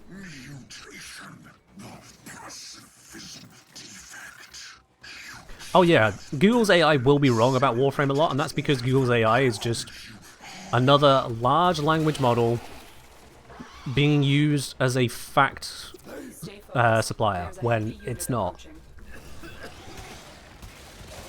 LLMs are not to be used for facts. Even if they happen to get things right, a lot of the time, they're not right enough and they will confidently hallucinate shit. They should not be used for answering factual questions. Isn't being creative and playing the game your way a really big part of Warframe? In a sense, but if someone decides they want to play it by following guides on YouTube, that is their creativity and doing it their own way. They are taking the creative choice of copying someone's guide, and let's face it, if people didn't watch guides on YouTube, then I would be in a pretty shit position as trying to make a career out of being a content creator, wouldn't I? They aren't going to be without your help. Survivors have just reached the safety of our transport. Keep them coming. There we are. Wonderful. LLMs are used by you as a more specific Google search bar, nothing else. I mean, I did ask a LLM at one point, one of these AIs, and I was like, hey, can you give me information about this particular domain and this particular person? Because I had contact from them. I was like, you know what, I'm not getting much info, let's see what the AI might say. And I was like, yeah, I know exactly about this domain, and actually, you won't believe this, obviously not the words it was using, but you won't believe this, they were involved in a very nasty court case about fraud. Like, they were sued for fraud, and here is the links. I'm like, wow, holy shit, okay, that's good to know. Yeah, sued for fraud. Let's have a look at those links. What the hell happened? I clicked through the link. There's no mention of the domain. There is no mention of the name I gave it. It's completely irrelevant. Has nothing to do with it. There was zero connection between what I put in and what I got out. Zero connection. It might as well have just gossiped about the latest random name that popped into the algorithm. And so I put that back today. I was like, neither the name nor the domain I asked you about are on that link. Why have you given me this?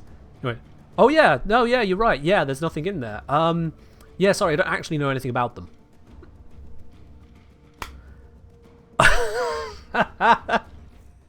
Fuck AI. Honestly, from everything I've seen put out so far from it, the use cases are painfully small. Painfully small from a consumer perspective. From a corporate perspective, there are use cases. There are absolute use cases. But from a consumer perspective, from a, hey, here is the thing to speak to and get all the answers from perspective, absolutely not. Absolutely not. But that's what they're being marketed as. That's what they're being marketed as. Do you have any question ever? Here is the answer to all of your problems.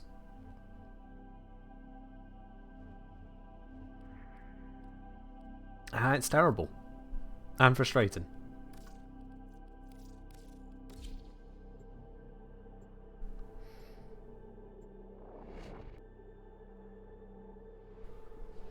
They made some intense training bots for SE2 and Dota 2. No, Steve jokes about them helping to rework AI in Warframe. I have seen the output of Was it Alpha Star for StarCraft 2? And yeah, that was an absolutely amazing bot in a very particular situation. Using the AI neural nets, however you want to call them, to make something that, whether you could argue understood the game or simply had solved that iteration of the game, it's hard to make a distinction.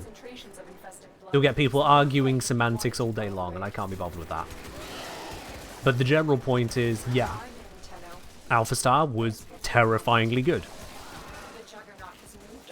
Terrifyingly good. But that is such a niche setup that requires all of that training to make it so niche. That's about the equivalent of saying, yeah, this really sharp blade, this absolutely well-crafted blade, is terrifyingly good at cutting things. Like, good, yeah, well done, you made a knife. You made a very, very high-quality knife. Congratulations. Don't try selling it as a spoon, and for the love of God, do not try selling it as a light bulb. If someone tries to sell you a sharp knife as a light bulb, it'll be ridiculous. You'd be looking at like, what the fuck are you doing? And yet when someone has an LLM, it's the equivalent of going, oh, but don't you see, if you twist the knife correctly, light reflects off it, and that's basically a light bulb. No, that's not a light bulb. Stop trying to make a knife a light bulb.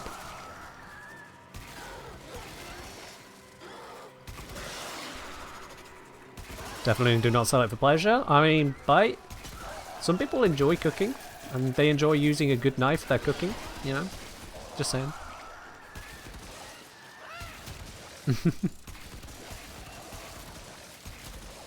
So yeah. When it comes to AI stuff, just... it's not to be used for digging up facts. And it certainly really shouldn't be used when it comes to doing your homework or doing casework as a lawyer, any of that lot, no. Because they will just hallucinate. And they'll give no indication as to when they're hallucinating. Because they're not designed for that. Area completed. Move on. I need access to a terminal. Find one and patch me in. Stepsill say, as long as the customer does not know better and the knife is shiny, don't see why you couldn't try selling as a light bulb. I see. I see. Okay. I'm not going to address that on account of we would very quickly get to certain slurs required to describe your personality at that point. Yeah. I'm sure it was a joke. I'm sure you're just joking about being a horrible person, so, you know, we'll just leave that one there. Flap. AI did a better job than students could in college, couldn't you, friends? Well, here's the thing. Sure, why not?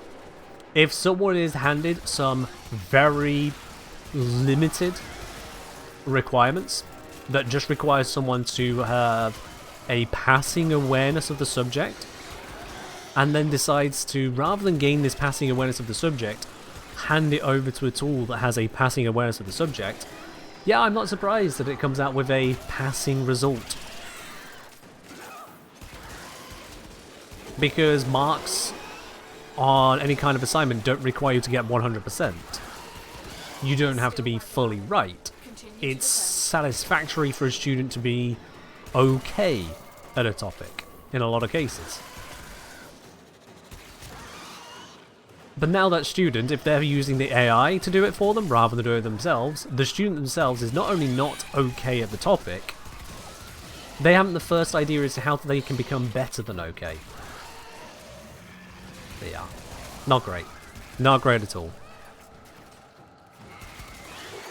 Your mom's middle school teacher, and let me tell you, the amount of students who literally have never been taught by their parents how to read or write, somehow, in digital homework are suddenly making 10-paragraph essays is insane. Yeah.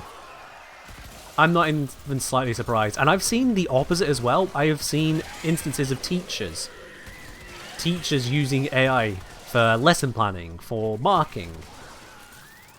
Using AI to try and detect if something else is AI without any understanding as to the two bits that go between that. But we did it. Mission complete. I've seen it. I've seen... Darn, didn't even think about that. Oh well. I have seen an instance of a supposed infographic on the wall. An infographic on the wall about some part of biology, and everything was labelled incorrectly. Some of it was labelled with not English words, just made up jumbles of letters. The diagrams were incorrect and melding into each other.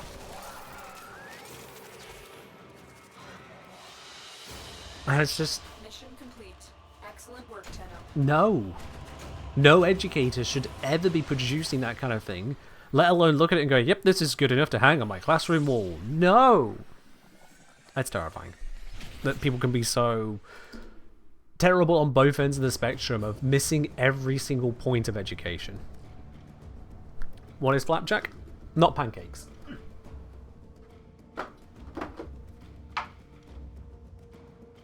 It is this. It is this.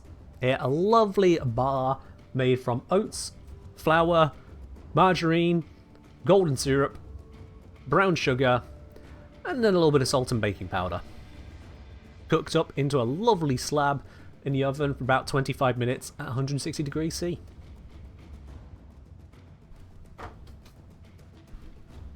I got a whole batch of them. Oh. Yes, I'm going to be enjoying one of those after stream. It's going to be gorgeous. Won't have it right now because I will be picking oats out of my tea. Alice saying, AI isn't a bad assistive tool if you know your subject. It can be a great tool to get a general layout of what you want to do, which should never be more than a suggestion. See, that is an interesting approach. That is an interesting approach. Using an LLM to get an outline, a layout of what you want to do. Because, at least for my line of work, I don't even see it being good enough for that for me. If I were to go to a LLM, even for something older like Rhino, and said, give me the outline for a guide on Rhino, what can it reasonably produce that I don't already know and couldn't put together in a few seconds myself? What could it reasonably produce, especially as I'll then still have to go through and redo the entire lot to translate that into my own working script? Maybe if it's an AI I'll trade on Warframe? Yeah. And that's my point, is that you would need to have an AI very specifically trained onto Warframe. Not just a little bit, very specifically trained onto Warframe to dig down enough into the details to understand what to bring out about it. And to have that kind of information to train it on, you already then just have access to the information and could just make the guide. Yeah, a generalist AI, as you've put it, built from content from all over the net. That's the point. That's the point I'm making. Generalist AIs designed to just react as a glorified text prediction algorithm, let's be real. That's what they are, a glorified text prediction. It's conversational. It's designed to be conversational in a broad spectrum of things. It's not designed to be fact. It's not designed to be rigorous. It's not even designed to properly challenge the topics it's working with. You have to really work to get them to challenge anything they think about. Think about. Yeah. For the AI craze, remember seeing AI for assistance in medical diagnostics, and that's, again, where it works. In hyper-specialist fields, on hyper-specialist details, fed through those details so it has the facts to start with, and is rigorously tested on bringing out those facts. You agree? Mind you, the brain's a rather sophisticated prediction machine as well. Okay. I'm not saying that I have a perfect handle on exactly how the human brain works, so kind of going off kilter there, or that AIs are incapable of producing anything that humans are. Let's be real, I've dealt with enough people who pull out absolute bullshit. Come on. I'm a live streamer and content creator. Prior to that, I worked in a call center. Prior to that, I worked in retail. Prior to that, I have assisted in childcare and nurseries and child minding. I have been involved in various aspects of dealing with the masses at large. And believe you me, I have come across every last little part of it. Even before I left school. For a couple of years, I was one of the player moderators for RuneScape. And I dealt with lots of different types of problematic people then. Boy howdy, did I get dropped in the deep end of difficult people with that one. So yes, you don't need to explain to me that there are plenty of people who are daft, who even their sophisticated prediction machines fail. Yes, I'm aware that humans, and to a greater extent intelligent animals, are pattern recognizers. It still does not shift and change the greater reality of the whole point that I was on in the first place, is that AIs are, to a consumer level, generally missold and are being misused as the answer to every question, problem, and essay. Neil Ordrop, Ken having to tell 30-year-olds people saying they'll double your money is not a real thing. I hung up the crown, as it were, because when you were a player moderator in RuneScape, you'd have a silver crown next to your name permanently. It was not hideable. The whole point was that you couldn't hide it, so no one could claim, oh yeah, I'm just hiding my crown at the moment. I am a player mod, it's just not there. It's for safety. Blah, blah, blah, blah. No. You either had it or you didn't. I hung that up. I resigned from being it at the time when there was the gambling games going on outside of the Grand Exchange constantly, and it was all scams. Let alone the gambling aspect, it was scam after scam after scam. It was terrible. It was inundating. And yet the player moderators at the time were not given the permission and powers to even attempt to tackle it. We were specifically told we could not. This is clearly one of the biggest examples of things that need moderating, and you want us to not moderate it. You want your game to look like this. Here's the crown then. I've not been part of that. I'm not going to continue explaining to the clan I had at the time why it was being left in such a state. So yeah, after a couple of years of it, I hung it up on that basis.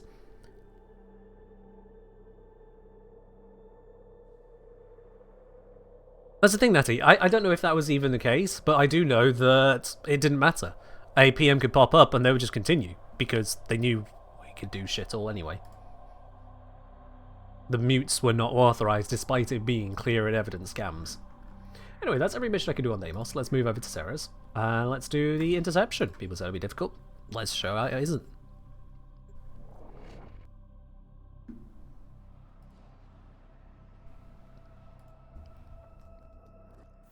So yeah. Communications towers are broadcasting. Let's go up. Just kidding. Let's go down. Capture the towers and then we get up quicker. any incoming Much messages. quicker. Armor up.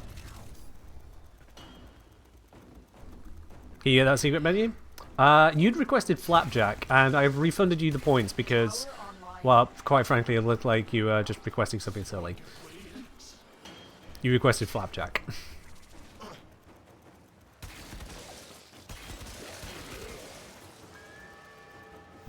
Or max rank energize acquired? Nice! Alright, now when it comes to interception, the best way to handle it is to focus on the nodes you haven't claimed, not the ones you have claimed.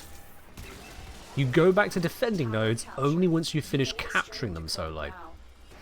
If you can defend a node from another node like this, to reduce how quickly they take it back, sure. But you will capture faster than you will defend. So capture first, then you can defend. We'll have a look at that in a moment, Sweatpants. Not during a mission. Not during a mission.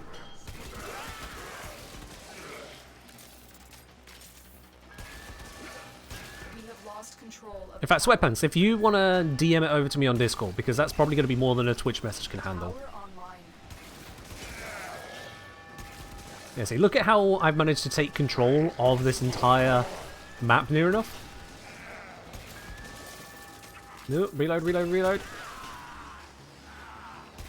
I've been focusing on the captures rather than defense, and now I've got such control, I can start to focus on defending.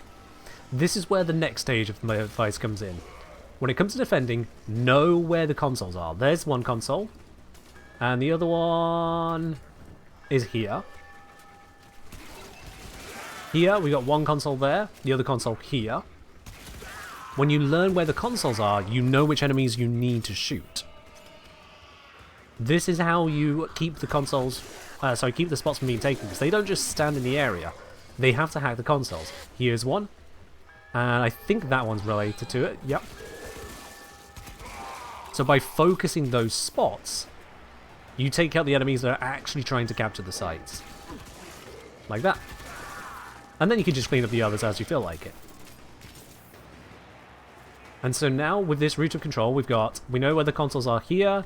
This one I haven't actually looked for the consoles. We got one there, and... where is the other console for this one? You know what? I don't actually know where it is. We got this one here. They always have two. Take that out. Take out that one. There we go.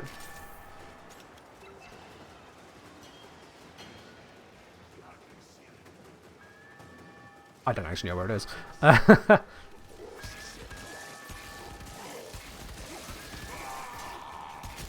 You see, like that, I'm keeping control of the entire area.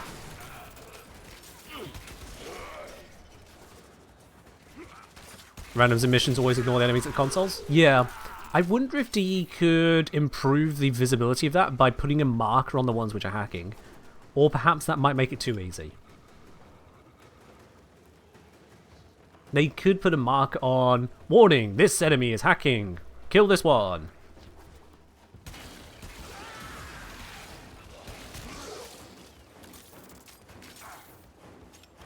I don't think that console's for this one. Oh wait, no it is, yeah, because here's the other console. Oh, my bad. Yeah, so that console, this console's for this one. So this console is actually for that one. That's what I was confused on. My bad. That's a flash a bit. So the flash a bit on the UI tells you that it's being hacked. It doesn't tell you which enemy's doing it.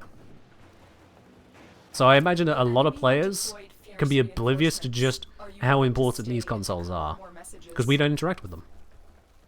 We hack differently to them. They are broadcasting another message. Make sure So I do wonder if that might be a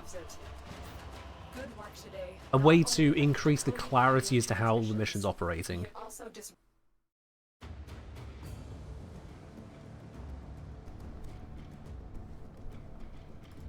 That's the only thing that comes to mind there. It's something which you can notice and figure out, so it's not super critical. Alright, next up we've got a mobile defense, or can I clear the node with a different thing? I can clear it with a capture. Haha! Insane, or you can put some kind of warning on the minimap, shows which console is getting interacted by the enemies. So, the issue with that... Sorry, Captain, I'll have a look at that in a sec. The issue with that is that the minimap is already rather cluttered, and you'll have the icon for this part of the four things is being hacked, or being recaptured. That's already blinking away, so that information will get lost on the minimap, I think. That's what I'm saying, the in-world marker, like this, would be more beneficial.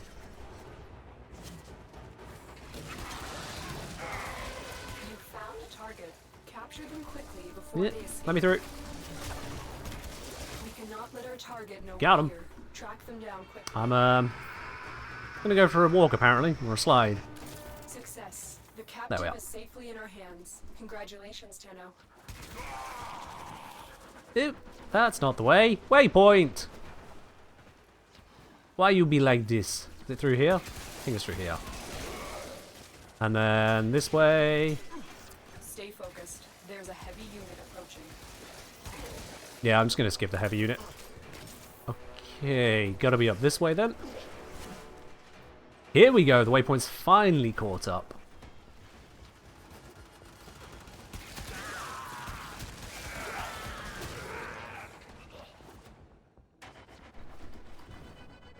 And we're good.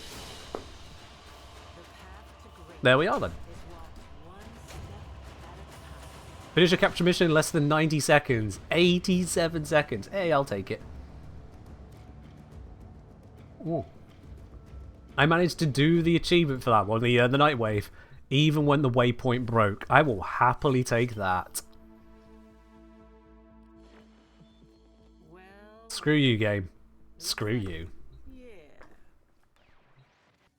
I'm surprised that's an elite weekly. Like, what? Nora's got the goods for one. How is that an elite weekly? When you consider an elite weekly as kill or capture an idol on Hydralist. What? I did it with Rhino.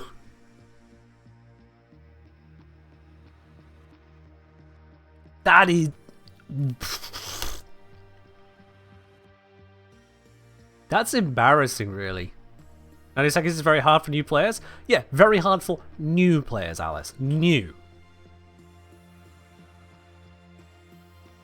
But it's not on the same scale of kill or capture an idol on Hydralist. This is difficult for even MR30s if they don't know what they're doing. Did Dan remember to spend his previous grades? Yes. Yes, he did. That's just... Whew.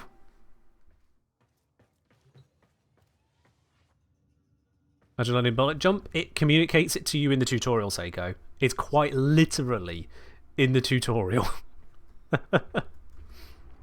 Favorite weapon? I use a variety of weapons, a full arsenal. But my go-tos include things like the Latum, Burston Incarnon, Zoris, Fulmin, Tenet Envoy, that kind of stuff. That kind of stuff. Right, let's have a look at what has been sent over by Captain here. Oh god, you've sent me a link to stuff? I thought you were going to just copy the text. Alright. Oh lordy dordy, alright, that's a bit. So, you said to ChatGPT version I can't see what, but you asked it, give me a guide for Rhino in Warframe. And it came back with Rhino Warframe Guide 2025. Rhino is a tanky, beginner-friendly Warframe with excellent survivability, crowd control, and team support. His iron skin ability makes him nearly invincible, or raw boosts the team's damage. It has Rhino Charge for dash, damages and knockdowns enemies. Iron Skin grants health-based shield. Iron Skin grants a health-based shield that absorbs damage. It's not health-based. Alright. I'd share this output for you guys, but I don't see how to turn it into dark mode, and I'm not having that complaint again. Well, that's not a good one. Raw provides a powerful damage buff to Rhino and nearby allies. Okay. Rhino Stomp, large AoE that slows and suspends enemies in the air. Okay. Does it mention anything about faction damage? If I control F faction. Nope. That's a crucial detail to include. Best build types. Iron Skin, tank build, survivability. Mod for strength and duration. Key mods, Ironclad Charge, Reinforcing Stomp, Vitality, Steel Fiber Adaptation? On an Iron Skin tank build. Focus, use Rhino Charge to build armor, then activate Iron Skin for near invincibility. Yeah, but that's... Why is faction damage so important to Rhino? Because that's what Raw gives you. It's a faction damage bonus. And how that works in the equation is very, very important. Dark mode's under your profile pick. I don't have a profile pick in this. Because I don't have a profile. When you have to sign into on dark mode, that's a problem. It then has a raw support build. Mods, strength for duration. We're going to ignore range. It says use transient fortitude, umbral intensify, blind rage, prime continuity, prime flow, arcane energize. And the focus is activate raw to boost ally damage significantly in boss fights or high level content. That's not a build. Crowd control build, range and strength. Keyboard, stretch, overextended, prime continuity. That's not range plus strength. That's not range plus strength. Weapons. It's now going to recommend some really meta weapons plus Galatine Prime. It recommended Kuvazar, Felark, Cedo, Epitaph, Kuvanucor, and then Reaper Prime, Grand Prime, Galatine Prime. Final tips. Cast Iron Skin after taking a hit to maximize absorption. No! Before taking the hit. Rhino Roar stacks with other damage buffs, making it ideal for Eidolons and boss fights. Still hasn't used the word faction. Mod Iron Skin differently depending on whether you want tankiness or sustain. You don't mod Iron Skin, for starters. Arcane Guardian and Arcane Grace enhance survivability. No!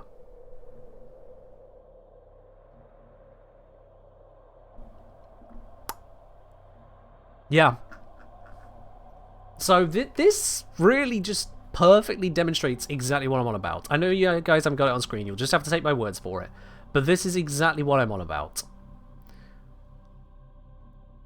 I'm reading from a ChatGPT output that's been sent to me by Captain Sweatpants here, which was just given the prompt, give me a guide for Rhino and Warframe. And the problem is that it's picked up enough details to seem like it knows what's going on. It gives the facsimile of something intelligent. I dare say this is a dumb person's idea of smart. This is a dumb person's idea of smart. It's not word salad. I wouldn't call it word salad, no. But it captures the veneer of a guide. It doesn't capture the essence of a guide. It has got so many details which are incorrect, and even if you correct those details, you've still got what? Overview. Rhino is a tanky beginner frame. That's not an overview that anyone needed ChatGPT to give them. Abilities. It just lists them and gives actually somehow incorrect information. It then says best build types, Iron Skin, Raw, and Crowd Control. You didn't need ChatGPT to give you the summary, and the information it gives under those builds is incorrect. Weapons and companions, it gives no rhyme or reason to combine these, and it's just naming random stuff. If I see someone put Galatine Prime into a Rhino build, going, oh yeah, you really want to use Galatine Prime with Rhino. No. And then the final tips are also incorrect. So the whole thing is bupkis. The whole thing is bupkis. And yet there are people that will look at answers for other topics. They'll do that kind of search for something they know about as well as my mum knows Warframe. And they'll go, oh yeah, now I understand it. Like, seriously, if this was exactly how it went down, say my mum decided she wanted to understand what her son was up to, what his work was more, and she decided she's actually going to give this Warframe thing a try, I know that's never going to happen. Good lord, it's never ever going to happen. Oh, wow. But if, and she put into ChatGPT, give me a guide for Rhino in Warframe, this is what I would spit out, and she would absolutely understand none of this. This is not a guide, this is not helpful. And it would give her nothing that she couldn't already get by just seeing the game itself.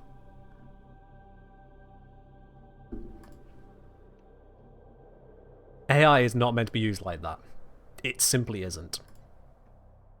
Don't do that.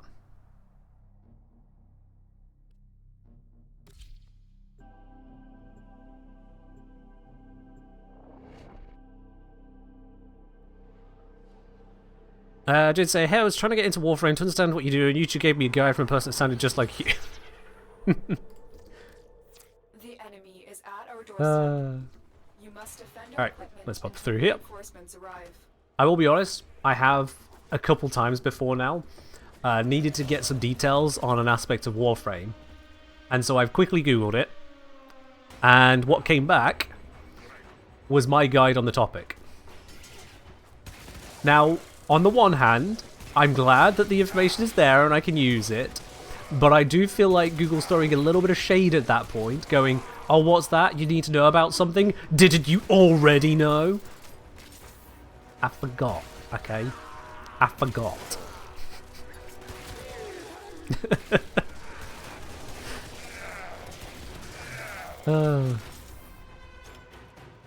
That cam looks crisp. Thank you. LLMs, little more than reasonably grammatically sound predictive text. In a sense, yeah. It's just very advanced predictive text. And don't get me wrong, it is very fucking advanced. But that's it, it's predictive text. And we all know how effective predictive text is at getting it wrong.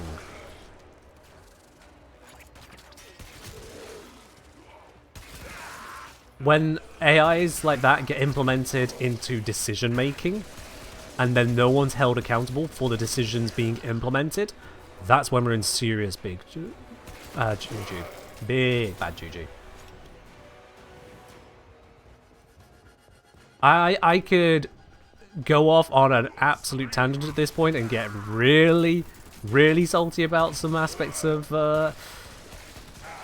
accountability or decision making, but the application of AI for that very thing, I've seen it and I hate it. Good thing we don't let AI make laws. You say that now. But that's definitely going to get political, so let's not continue that line of thought. Anyone who feels like continuing that line of thought, hold back. This is not a political channel. This is a gaming channel. No bite? Nope. Even if someone here somehow has a PhD in politics, if someone here has been a member of a government for decades, hell, if we somehow have the world leaders themselves here, you are still not qualified to talk on this channel about politics, neither am I, because this is a gaming channel. There is no evidence that anyone can bring that I will accept to allow politics discussion here.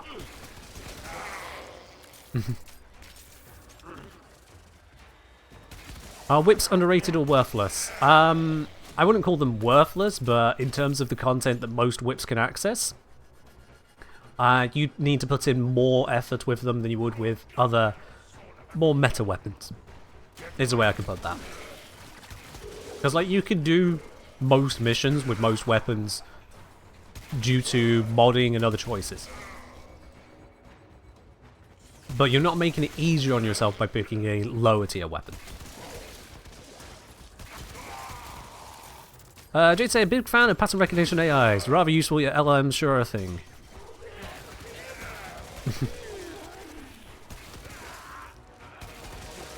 Pattern recognition for hyper specialist circumstances, as I've said like 5 times already this stream. Hyper specialized setups for specific use cases are going to be powerful. But you can't sell a knife as a light bulb. You can't sell a knife as a light bulb. Or if you do, 1, you're an arsehole, and 2, the person buying it is also an idiot. Alright, we got 3 more nodes left here, 4 more nodes left here on Ceres. Let's do the sabotage next.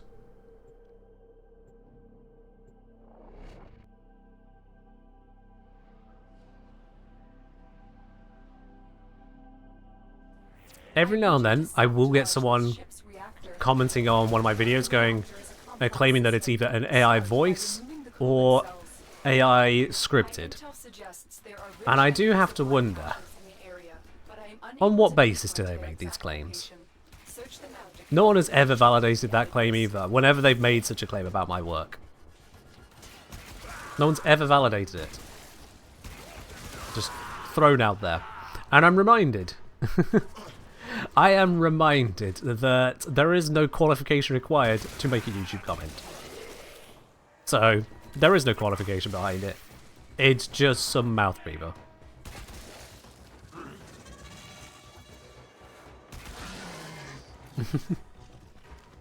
Alright, let's trigger this. Pop it. No! Damn it. Sometimes those doors shut, sometimes they don't. That time they did. There we are. First time here, thoroughly enjoying it. Hey, welcome in. Glad you're enjoying your stay here. Make sure you hit the follow button whilst you're at it. Yes, I know, I did the thing. I said the follow stuff. I could say subscribe as well, but you know, you've only just got here. Okay, can I not bullet jump like a moron? That'd be great. The reactor is going into stasis.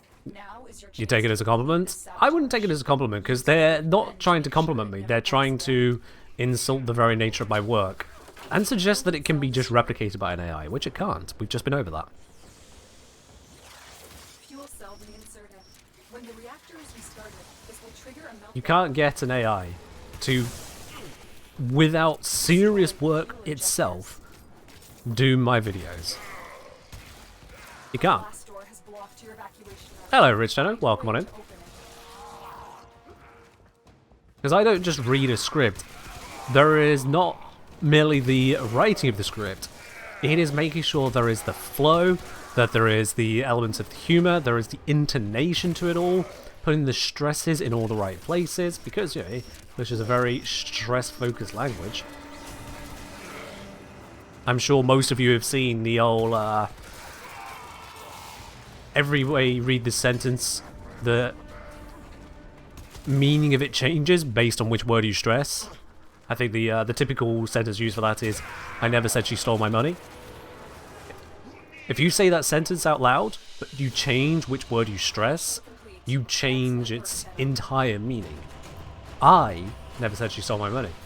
I never said she stole my money, etc., etc. It takes serious effort to be able to get an AI to properly stress the right moments in a topic, because it doesn't know what needs stressing.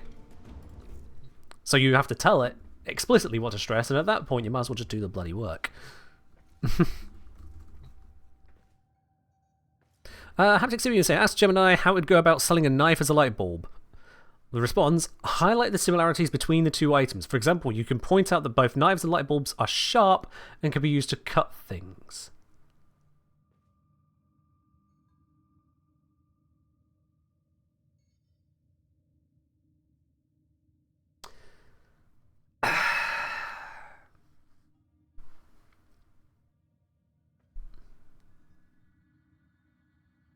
Billions of dollars of work.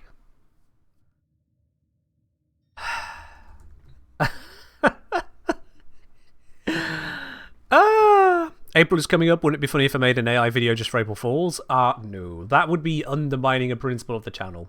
And besides, I have a different idea in mind for April Fools. I really need to get to work on that, because that's going to take some planning. That's going to take some serious planning. But I think it'd be worth it, so I should get around to that. Alright. Defense against the infested. Let's go. Do you love my already April Fool's video? That was a fun one to do. And that one did match the very intent of the channel, because it was still a legitimate guide. It was just very weird.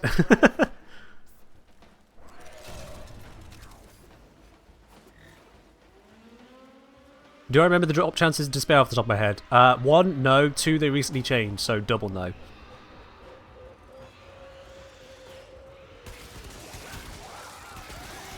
Blappity blap. Spore laser go slap. I do love this weapon. It's such an effective weapon, holy shit. April Fools can just drink something besides tea.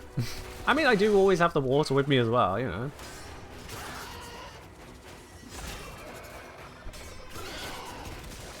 Turns out I can still fight the wave, even when my mouse hand is occupied with a drink.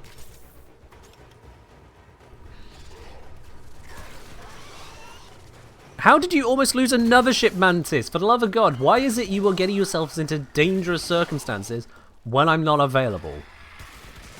Bro. Bro. It is quite clear that Blessed has the upper hand over you. Stop feeding. Blessed and Olbris? Yeah, so go somewhere else, Mantis. You're feeding him at this point. You're giving him reason to come back to Olbris. We wanted him to fuck off and stay gone. He's a racist Nazi. Well, as you found context, this is a genuine racist Nazi we have been dealing with in EVE Online. Stop giving him reason to come back. Because if he thinks he can defeat you repeatedly and just get the thrill of the kill, he will. Isn't racist Nazi redundant? Yeah, you're kind of right. I could just stop with Nazi and it covers a lot of different aspects of his failed personality, but yeah.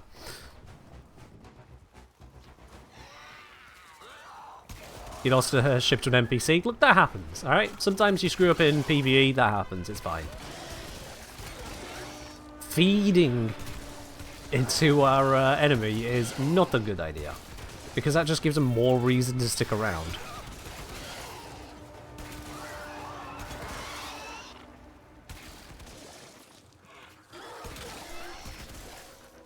Guess you're not doing much on Eve? Just do something somewhere else, Mantis. You got jump clones. Or maybe grab some of the others in that same Discord channel and see if you can band together and figure something out as a group. He's piloting a Tormentor. Okay, basic Tech 1 frigate. Hardly worth the time to try and trap, to be honest. Because he'll just peace out.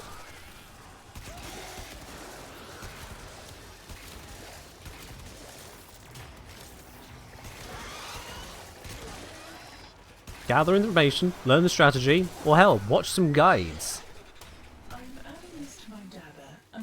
Oh, I'm being invaded, alright.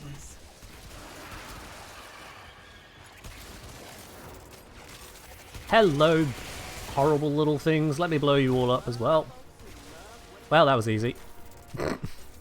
Rip Eximus. Extraction is ready. That's another node complete. Very impressive, Tenno. You held them all back. Time to get out of here.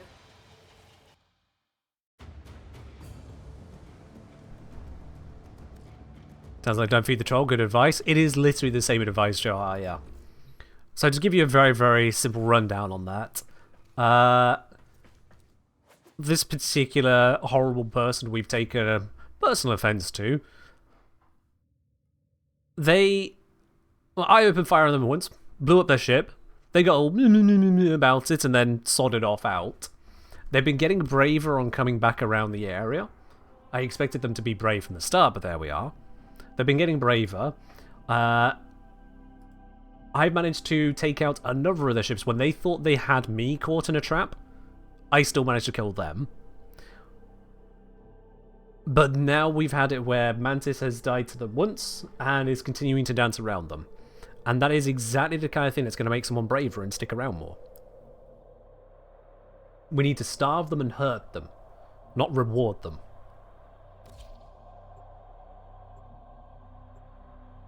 Yeah.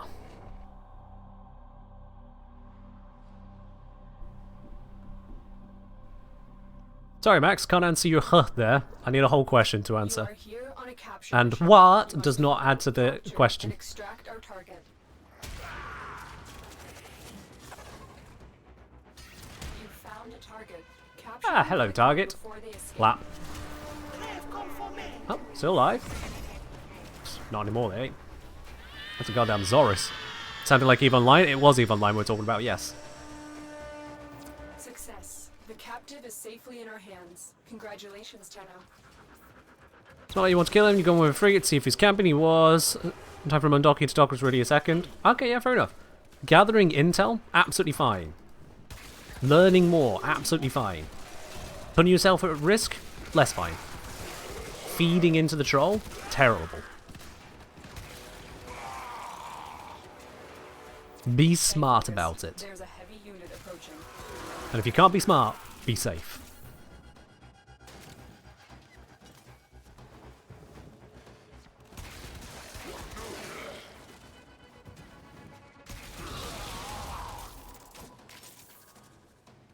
It's going loose. She doesn't care about station guns. It's Keteris. Watch yourself. Yeah, I mean, Mantis, the last time I blew him up, I was the one tanking station guns.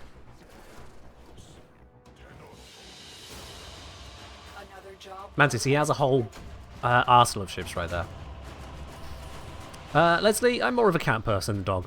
Much more cat person. Significantly more. Cats I get along with. Dogs, not so much.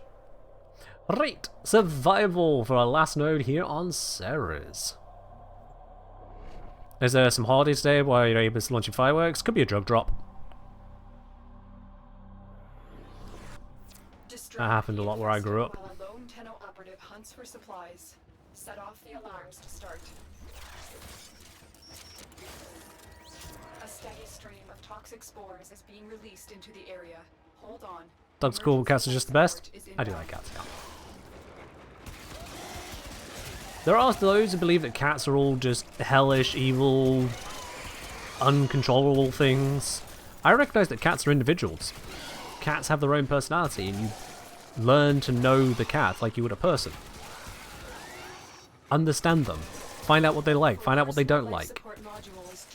Permit them their agency, their self-expression, but at the same time set reasonable boundaries and respect theirs.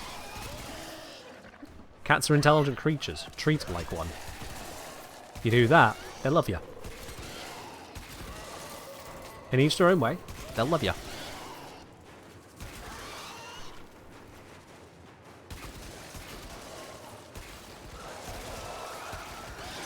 At the very least, Mantis, just simply be prepared to never, ever, ever, ever, ever, ever, and just to be very clear, this is a lot of evers, ever try to solo that guy.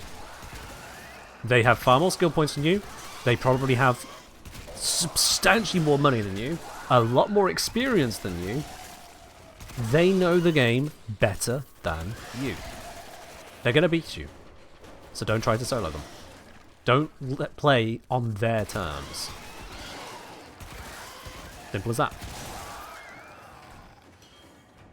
I've delivered a life support capsule to the area. Activating it will buy you more time. Cats are just chill little guys. Guys and gals.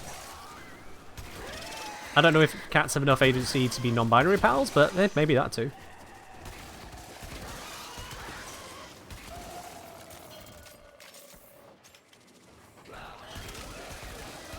Your cousin's dog chased you around the garden since that day you've declared war against all dogs.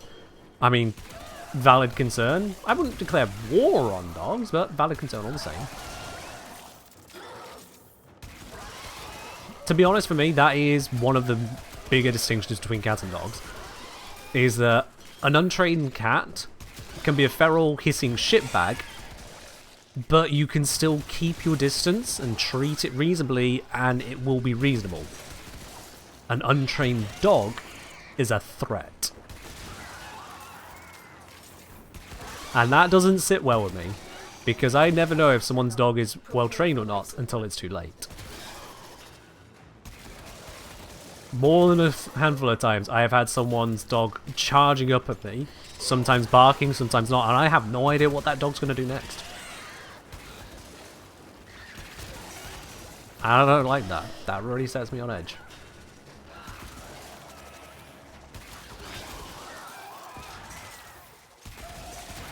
Dogs have a raptor stage between puppy and adult. Wow. I think all animals do, to be honest. I think it's kind of a required thing for an adolescent animal to just be a problem, humans included. It could even become one of the defining elements of life as we know it, is a problem when an adolescent. Is it not problematic whilst an adolescent? It's not an intelligent animal.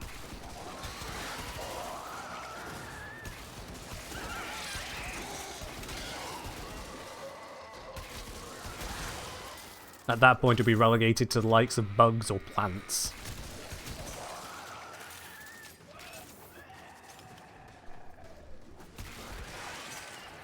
You prefer cats even though you're mildly allergic? Ah, that's horrible, bite. That is unfortunate. Yeah, my brother's ex, I think, was slightly allergic. I don't know how slightly allergic works, but had slight reaction to cats themselves, but they kept a couple of cats all the same. You may have just learned something about yourself. Oh, what have you learned? Is it something worth sharing with the class? As long as it fits within the rules of the stream.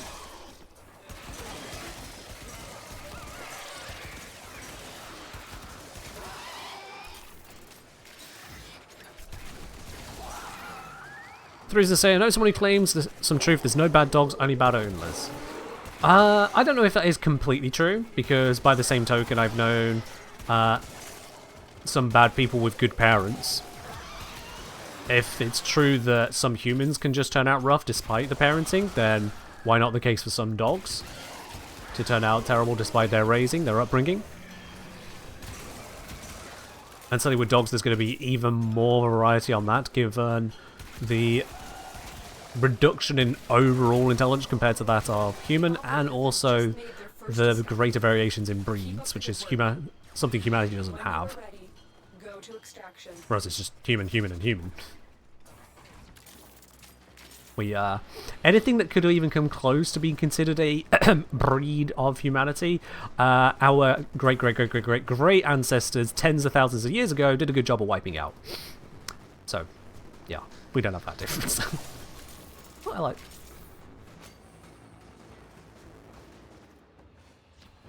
No, I do believe that there are going to be dogs with the capacity to be a problem despite upbringing.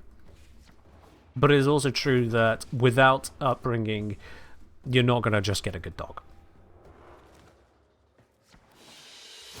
You're not going to just get a good dog without training. What are you saying? Something along the lines of animals not causing trouble when in adolescence.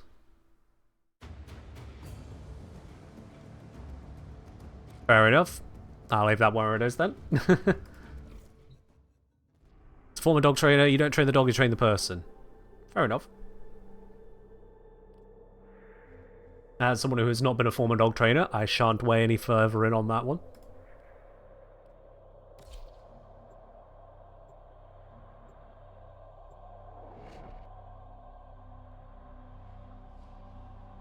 You prefer cats, but cats grow up and keep pretending to be adolescent most of the time.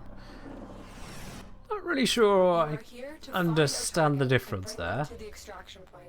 Happy hunting. I understand the point.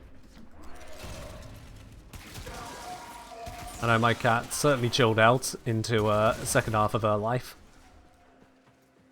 And certainly in her waiting years was a very chill cat. Right to the end. Very sure of herself, very strong to make her point and make her place. She would not be ignored. She would not be disregarded. But she did definitely mature out of that adolescence. She was a good cat. She was a good cat. Yours did not chill out? Well, I know plenty of people who don't chill out as they get older too, so fair enough. Again, not so different from you and I, as it were. Did the capture target just say, I don't want to die? Oh yeah, they did, yeah. Yeah. Turns out that enemies of the Tenno find themselves in difficult circumstances. Yeah. Corpus walkers are heading to your location. Your cat's always been a chill cat? Lovely.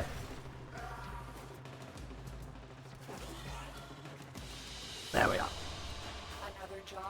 are. Grumpy Drum saying cat ownership is a lesson in consent. They'll love you on their terms, but dogs have more codependent style love. In a way, yeah, that's very true.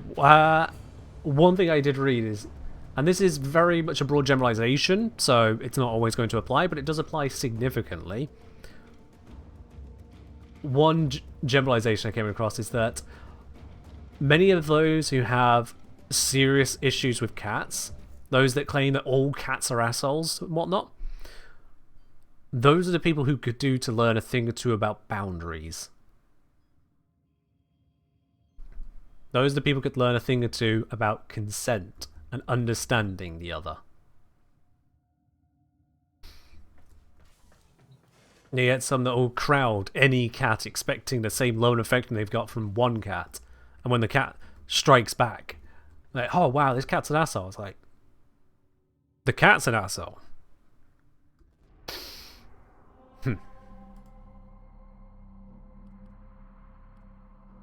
Right, survival time.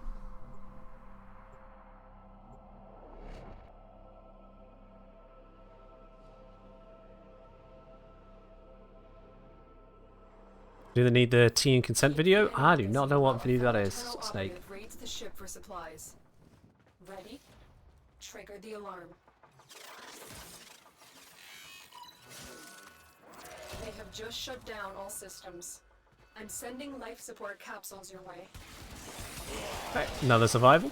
Dan can easily make his way through this as well. Not a problem. Ever talked to Cats in Baldur's Gate 3? Haven't yet bought the game. I keep just not giving it the time.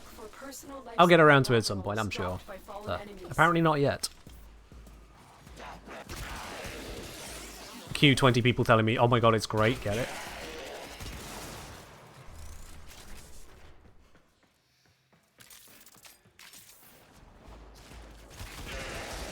Fair enough, Ellie, that has given me some more information and none of it any more enlightening.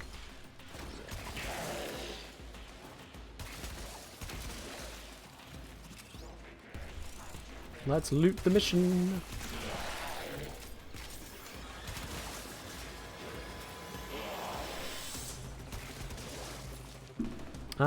Is that stuff up here? Yeah, there's a bit there.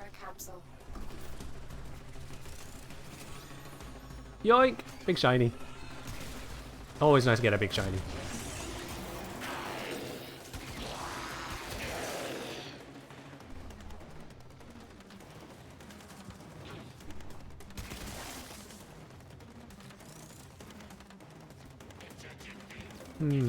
Doesn't look like there's anything important in there. I will continue this mission elsewhere. Activating it will buy you more time. Wish there are caches to survival missions. It is a little frustrating at times that you can go around a survival and hunt down the entire tile set and find nothing of value. At least nothing of significant value. It does feel like a bit of a missed opportunity at times. I will grant you that. But survival's main point is to just be an endless kill mission. That's the job. If you want to go hunting for caches, that's the whole job of sabotage. And the occasional exterminate for some reason.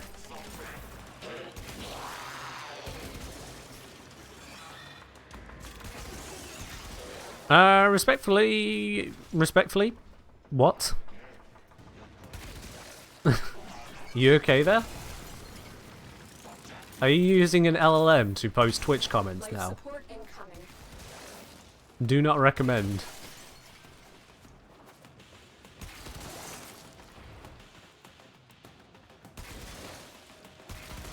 I see. The MLP sub is over that way. Good luck. Lockers.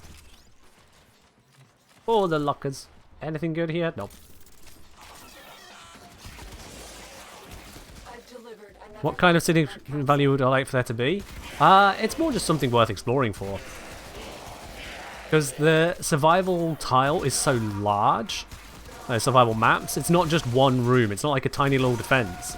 There is so much you can navigate around, but it feels like all of that size is mostly utilized to just be going, hey look, you can go find an ideal place to set up and farm in. It doesn't really feel like there's much reason to explore such a large map. And that feels unusual. That feels weird. It's not something that's really that problematic for the game, it just feels weird. Just return to Warframe. Is Jade Shadows before the Hex? Yes. Jade Shadows can absolutely be completed before the Hex quest. I don't think it's required, but it is absolutely before. Life support on the way. Oh no! Nullifier, damn it! I had to use a second cast of Iron Skin now. Something Zaraman on later maps did well. Yeah, there is the whole standing type pickups. That is cute. And would kind of fit the bill here. Another life support capsule is now available. The downside of having a pickup in a survival mission is that because they wouldn't be endless pickups, it would give people reason to not treat it like an endless mode, and that could cause conflict in pubs.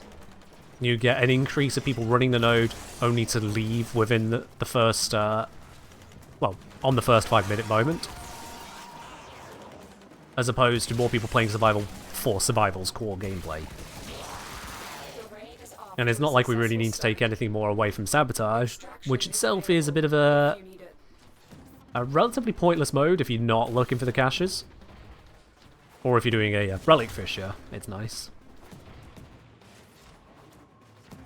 And don't even get me started on mobile defense and how that's just a wasted mode. Mission complete. Excellent work, Tenno. But yeah.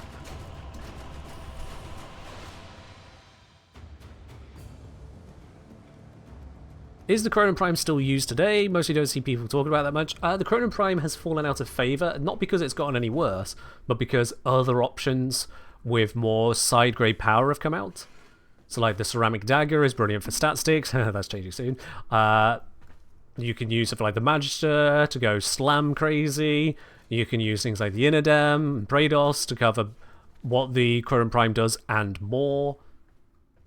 At least with some trade-off to it. So the Chronon Prime is still good, it's just not as good, comparatively. More things have come out since. But if you built a Chronon Prime with melee influence, I know, melee influence, but point is, if you combine the two together, you would still be tearing through missions.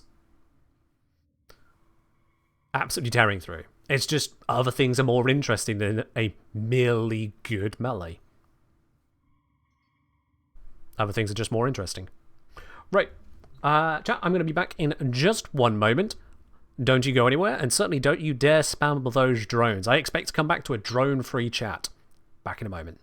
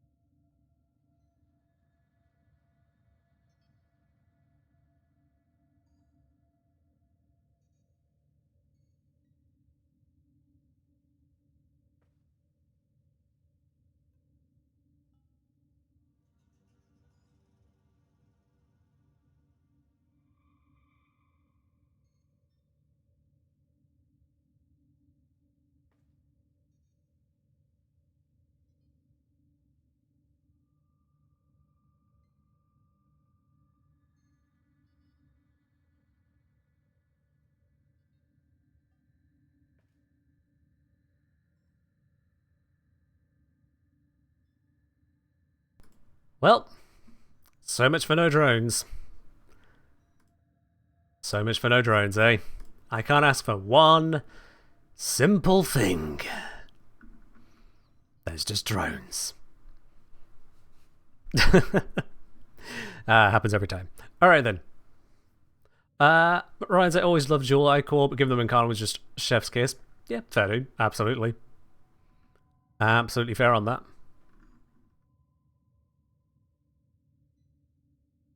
Well, easy on the ears melody would go nicely with that BRB screen. Yeah, I was using the in-game audio today, so that's why there's no melody there. Normally would have music in the background, just generally anyway. But, didn't think to put that on there. My bad. I'm so used to just having the music running anyway. Right, Amalthea, spy mission. Ah, yes. I could happily do a spy mission. Very happily.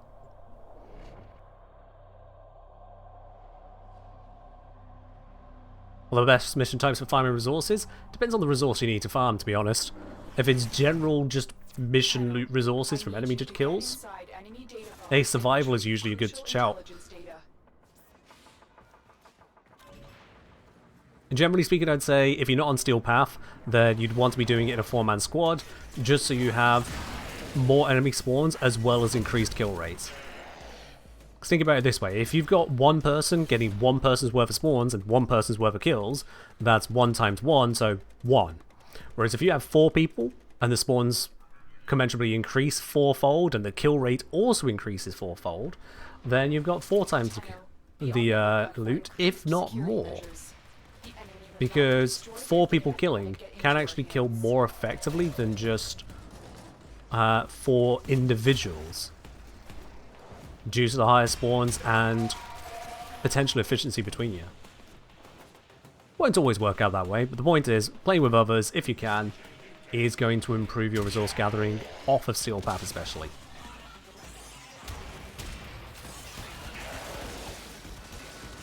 Damn it, they set off the alarms. It's going to piss off more enemies. Do not want alarms. Or you.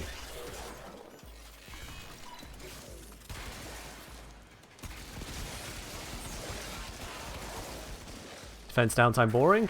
Yeah, it's up to you really. Some people dislike it, some people like the breather.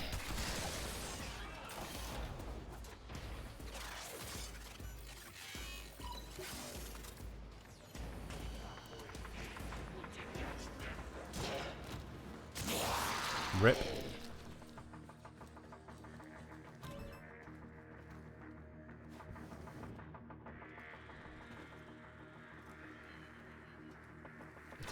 Shit! Alarms. I thought it was going just up, not up and down. Now well. My bad on that.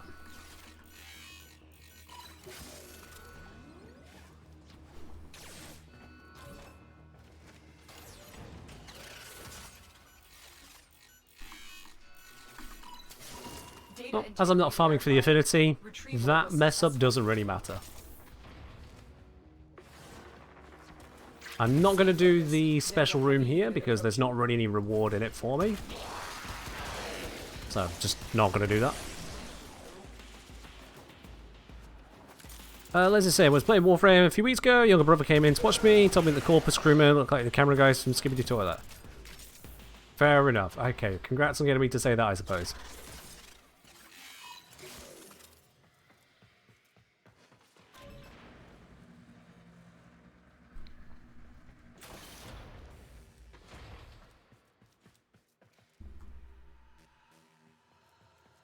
I remind myself of the route.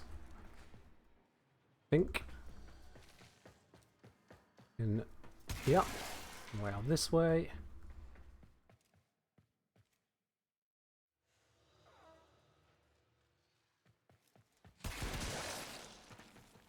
So far, so good.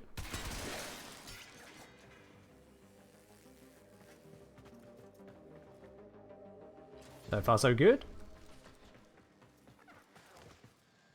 There we go.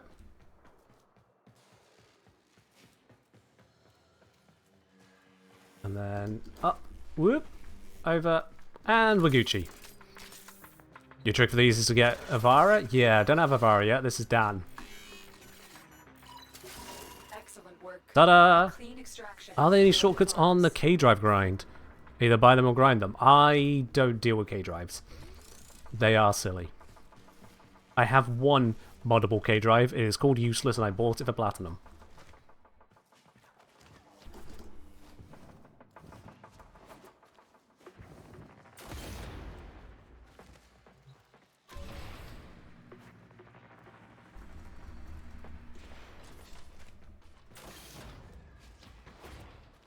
There we are.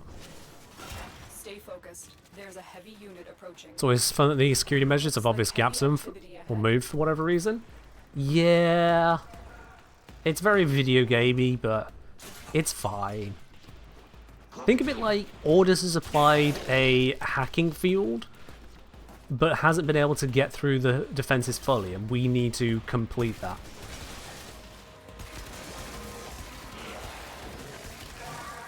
Get everyone who is even remotely concerned about what I just did there. There we go.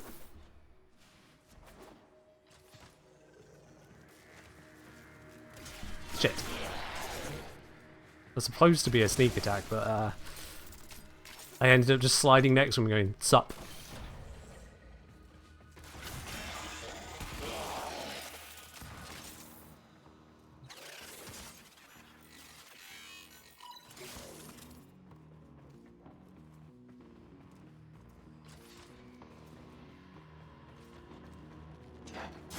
Wait, what? How? Why did he just suddenly turn to look at me then? We've got that thing below me. It should leave me alone. It's only soft alert.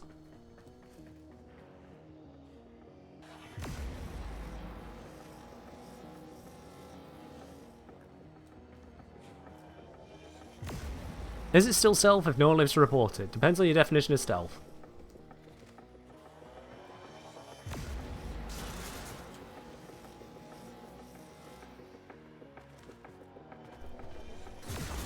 Wasn't certain I could get to the other spot in time.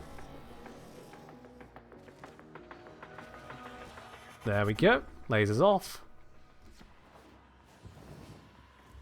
Make our way through here. Got it. Data extracted. They won't even know. Lovely. We have everything we came See, for. very Get to doable extraction. with Rhino. I just slightly messed up on the first one.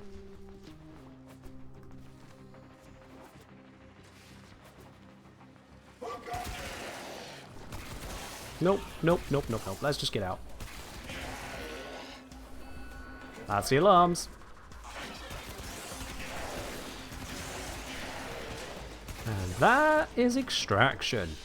Easy. Another job well executed. Hey, Streamline, we already have it. Livewire, don't really need it. And just another relic. I have 6 of these? Well, 7 now.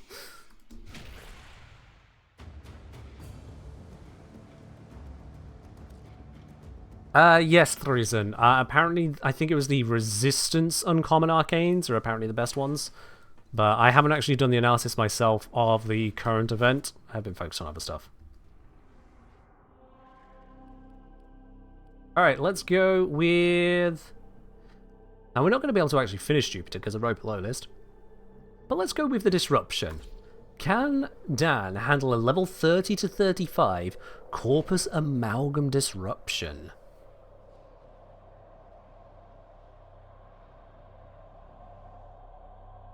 What is it detecting sentient waveforms, operator? This stream smells like the new episode for Dave.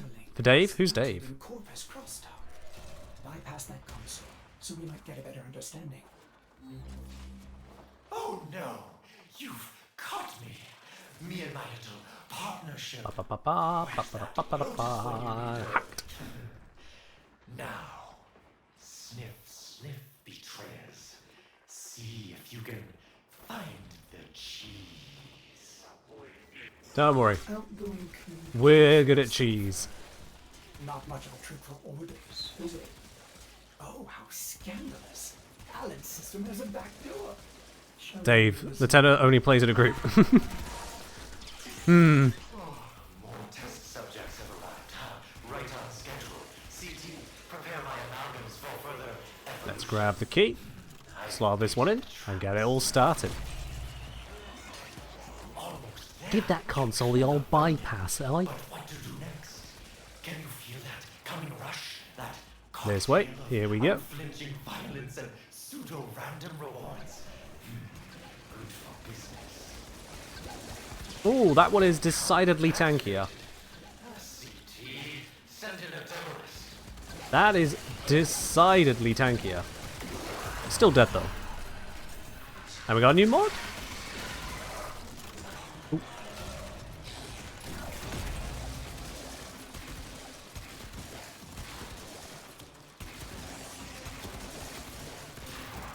Marker this way.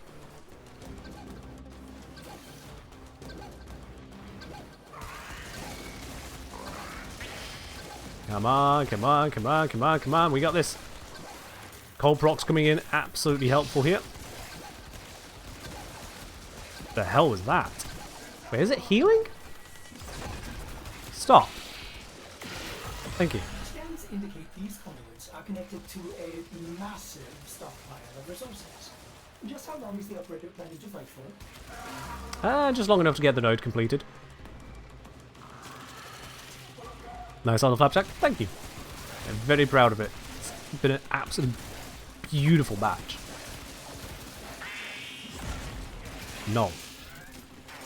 Another new mod. Nifty. I don't think I need the arrow set for anything, but still nifty.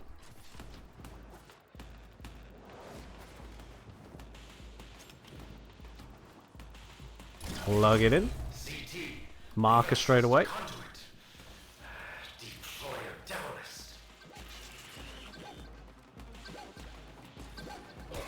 And the blappening. Let's put a Zorus up its face. Oh yeah, that worked. How did I get staggered? Did you just... Is that my soul? Give it back! How do I... Guys, how do I put my soul back in my face? Oh.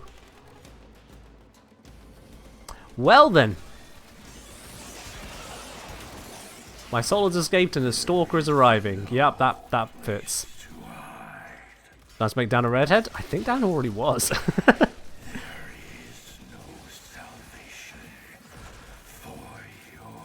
Alright, I'm gonna let Stalker spawn and deal with him before slapping that in.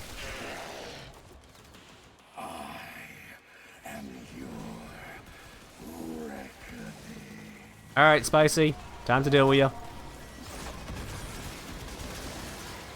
Oh, there goes my iron skin, because it's been nullified. And he's dead. Thanks for blind justice. Stalker is honestly not a threat. Arrow periphery, 30.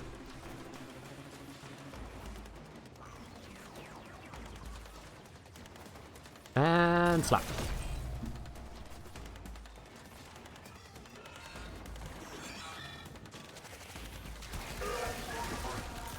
Here, man. Where you at? Over this way. Beepy beepy. Come on now. Less beepy, more sleepy. There we go. And another new mod. We're getting all the set mods. Now let's get out of here. Oh, this way. Smell that? Newly evolved amalgams. Fresh from the oven. Want a taste? I'm good, thanks. I'll stick with my very much not amalgam flapjack. I can fix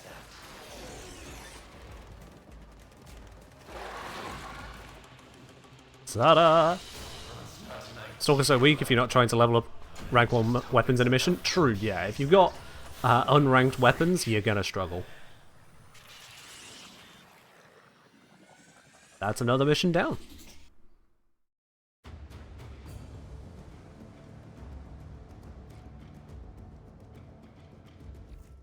Alright. Next up for Dan, we've got Interception. Why not? Let's do it. Wait, can I access the rope below list?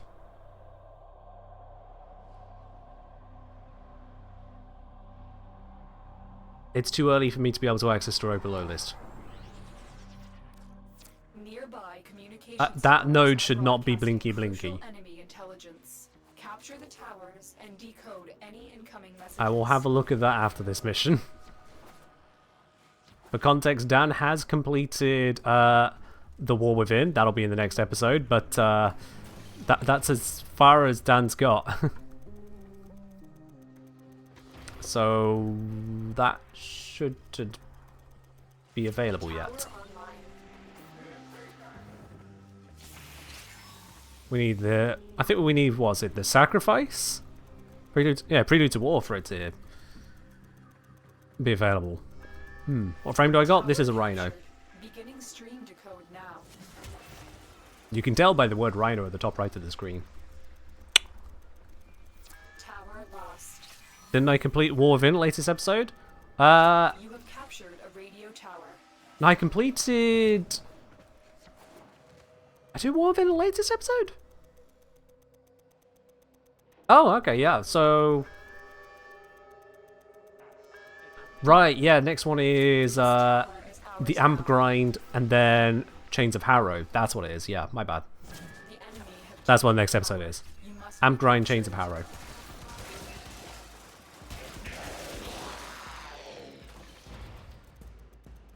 Tower captured.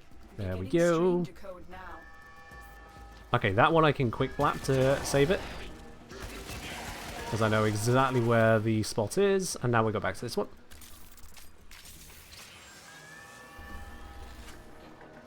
One click. Damn it. Saves that. Can I get back to this in time? Just about. Whew.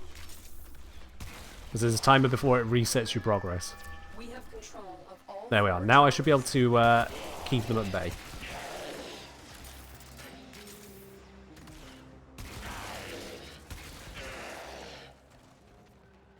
Hey, engineer, I have an interesting issue you can look into. The Hesper's heavy attack with condition overload doesn't scale like normal, instead of being 80% additive status, it's 240% to just original base damage and elemental. I'm not going to look into that. That sounds like something you might want to report as a bug to DE. Just saying.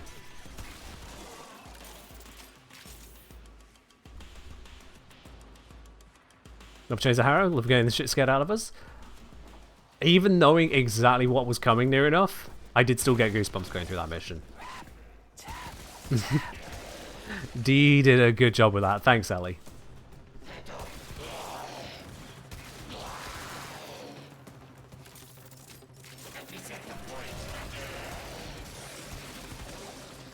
I showed the Doughty soundbite to Bit Spanner Redeems. It's really funny.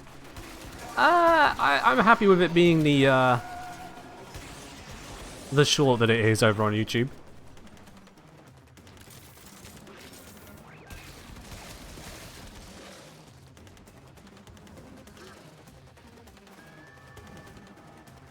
Oh, now they're going for D.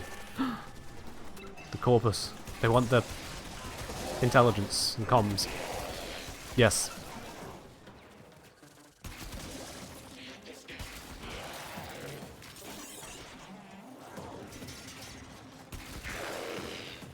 There was definitely no other way to complete that sentence. Hespar thing's definitely a bug. Actually makes heavy attacks very strong. Okay, then don't report it, I guess.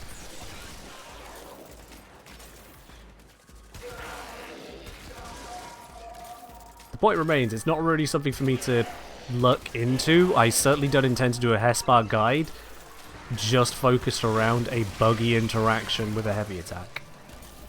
At best, that leads to a guide around a buggy interaction on a heavy attack. At worst, it's a minimally viewed guide that also gets viewed by D, and then they fix it, and people complain at me.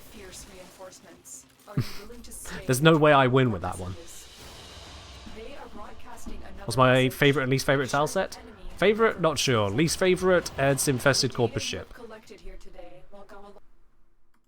Just straight up. It is an absolute pain to navigate, and because it is in such a destroyed state, there is little of sightseeing interest. Oh good, it doesn't actually allow me to access that. I need to complete Chimera Prologue. Good. The game is not broke on that one.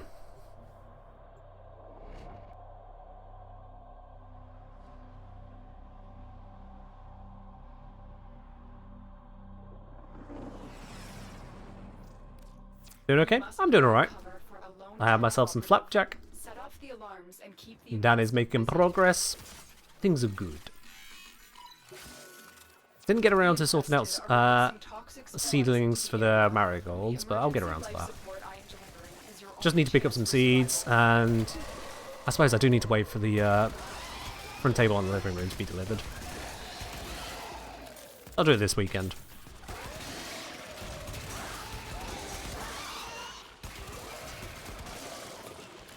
Doing some gardening? Yeah! The place I've moved to has a garden. And so now we've got a new year rolling around, I can finally, after years, I can finally have a good set of marigolds going again. Because I do love French marigolds. They are such beautiful flowers. It'll be nice to have a patch of those again.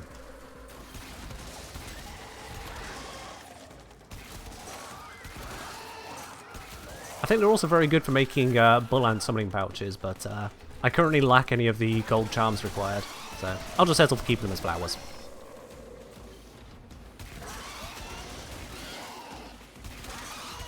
Out of 256 people here, I wonder if a single one actually even gets that.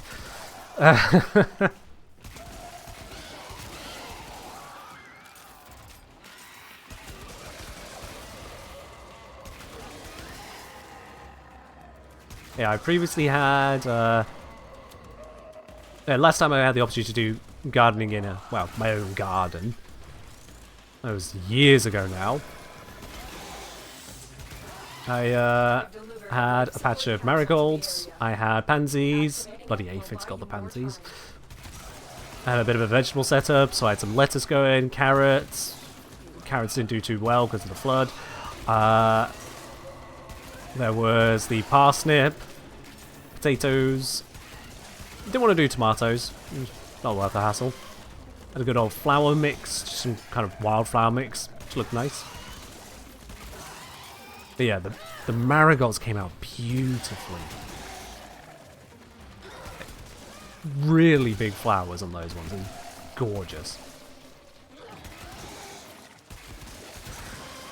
Right outside your window, you have a bush of platinum roses growing. Nice.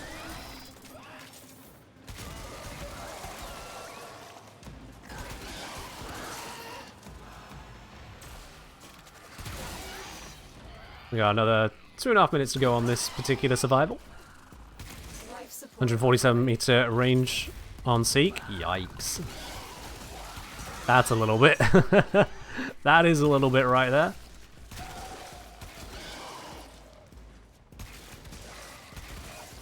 Yeah, the punch through as well that Sight can get is kind of ridiculous.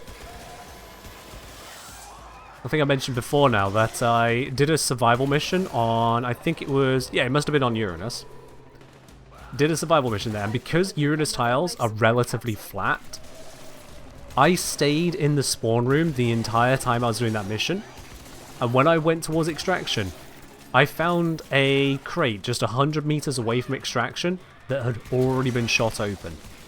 Because I had that much punch through, I had shot it through the map. It was obscene. It's not something you can use to reliably farm because the angle you'd need to get to correctly hit those boxes, let alone even knowing where they are, would be ridiculous. But with enough shots fired throughout a 10-minute survival, some boxes are going to get broke.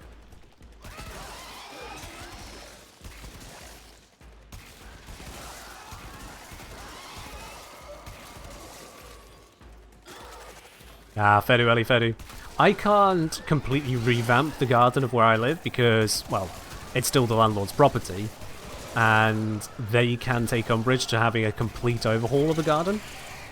But I can still certainly add my flair to it. Absolutely.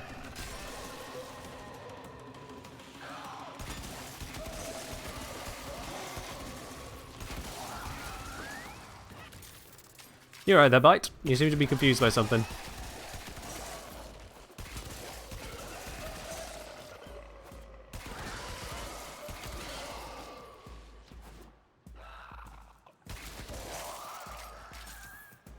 Alright, 10 more seconds to go. If I head this way, I might get closer to extraction. This way. Now I'm going to guess this direction. I hope I'm right about that. I am! Huzzah! When you need it, extraction is ready.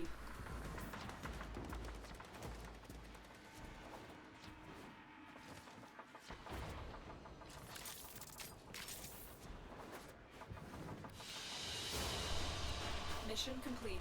Excellent. There we go.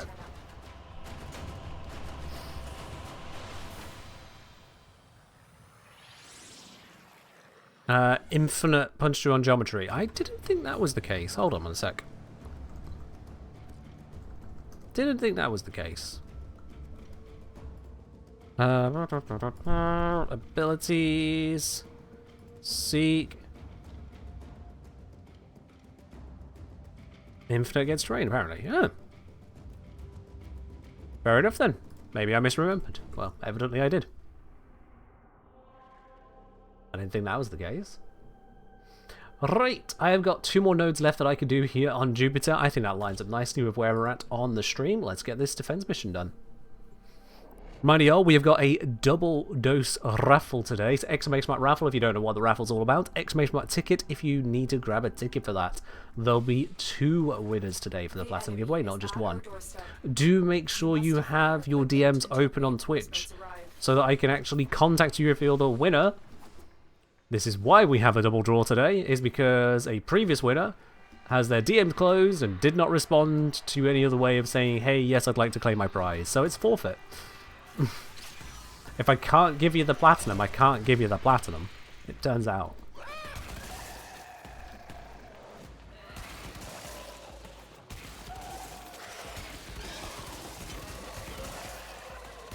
Alright, this should be done in a jiffy. 5 minutes if we're lucky.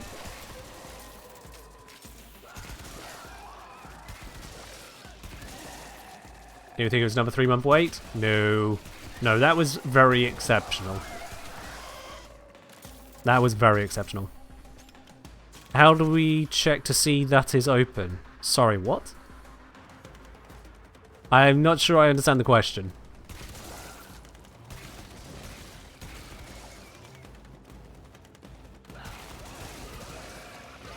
Oh, how to check if your DMs are open.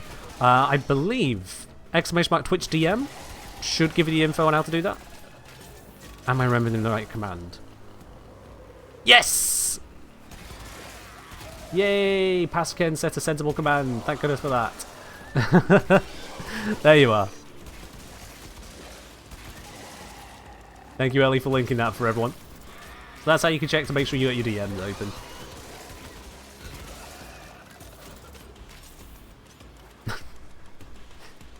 Can you receive DMs on mobile? No idea. Technically no idea, and functionally no idea, because Twitch Mobile is made by monkeys. Well, Ellie says you can though, so that's something. It does seriously feel like Twitch Mobile was written by monkeys on typewriters though. The fact that it even opens is impressive some days.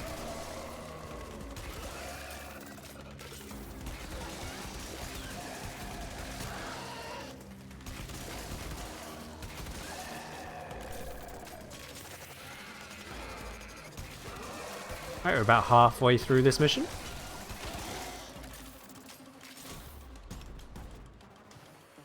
Good to know, Leslie. Good to know. With the whole DM thing, if you're not able to send a DM on Twitch, when I do send out the information on Claim the Prize, I do also give a way to claim it outside of Twitch as well, which has been utilized a few times over. So, if you're able to receive the DM, but you can't send one, you can still claim the prize. I give you the means to do that. So basically, if you're grabbing a ticket, just make sure you check your DMs within 24 hours. So long as I'm able to send you one, you're good. It's all good. Maybe the haircut command is a bit outdated. What haircut command? I don't have a haircut command. What are you on about, Flo? There has never been a haircut command on this channel.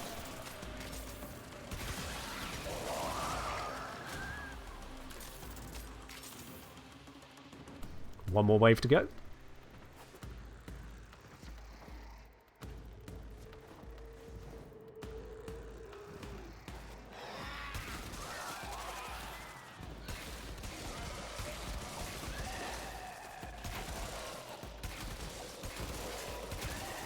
Please ignore the lights, they are gas. Fair enough.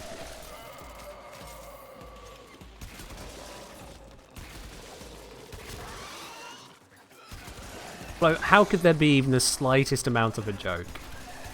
There's no such thing as gaslighting.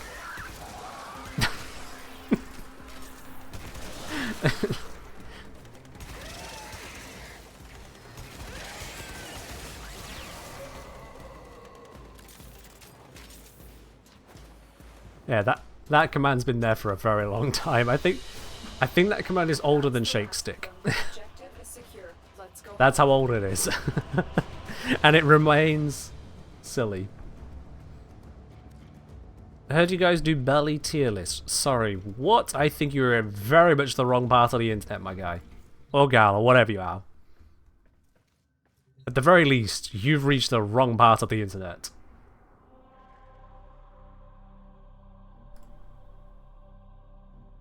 Ellie, don't encourage it.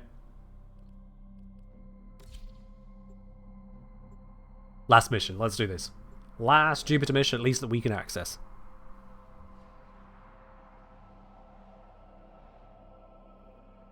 I need you to sabotage this ship's reactor. The reactor is a complex system. Start by removing the coolant cells. Now which form of sabotage do I want to do today? Yeah, I'm not going to go for the typical one. Nah, I'm going to mix it up. I'm going to mix it up. I mean, the memes are quite popular. The memes are quite popular, says the person coming in asking about bellies. I'm going to leave you to that. You do you. Preferably in private. Yoink, grab that. Now we head over this way. And we plop it right into there. A fuel cell has been placed in the coolant system. Restarting the reactor will produce hazardous magnetic activity. Let's create some hazardous magnetic activity. Go. Guard the Reactor decaying. lockdowns while the fuel erodes the coolant system.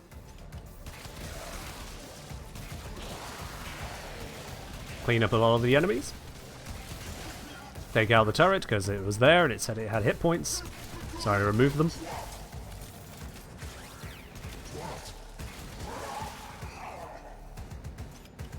Was that guy saying twat?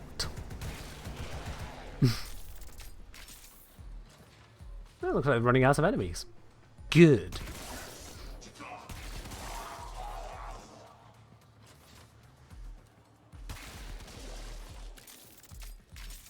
%30 left to go on the decay.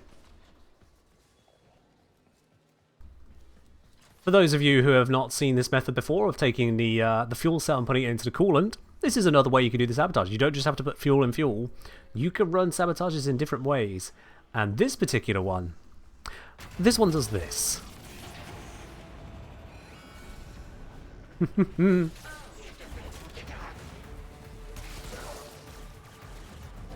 This is how you unlock dark mode Warframe.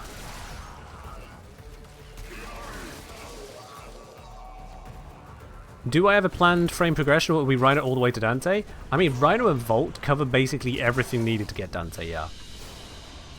Mission complete. Excellent work, Tenno. You don't need anything else to get them, and so I'm not going to spend the time and effort to farm anything else. It doesn't really make sense to farm other frames when they don't get me to the goal. At most, I will maybe farm a invis frame and a proper crowd control frame if those become necessary. But that's it. If my skill isn't good enough to handle it otherwise. But that is Jupiter functionally complete, as well as Ceres, Phobos, Mars, and Earth. All of those planets added to the list of fully completed ones. So no Lavos? I don't think I'll need to farm Lavos on Dan, no. I don't think it'll be necessary. Not Lavos Prime. I think Dan can do just fine as is. Yay, we got another rank up. Big Bites Pizza Sigil. Which makes perfect sense to someone who has not got that far in the questline. Imagine, you're new to Warframe. You've avoided all the spoilers. You've avoided all of the extra information. You know there's this 1999 update, but you don't know what that's really about. You open up Nightwave, and like, okay, so what's the second rank? Big Bites Pizza.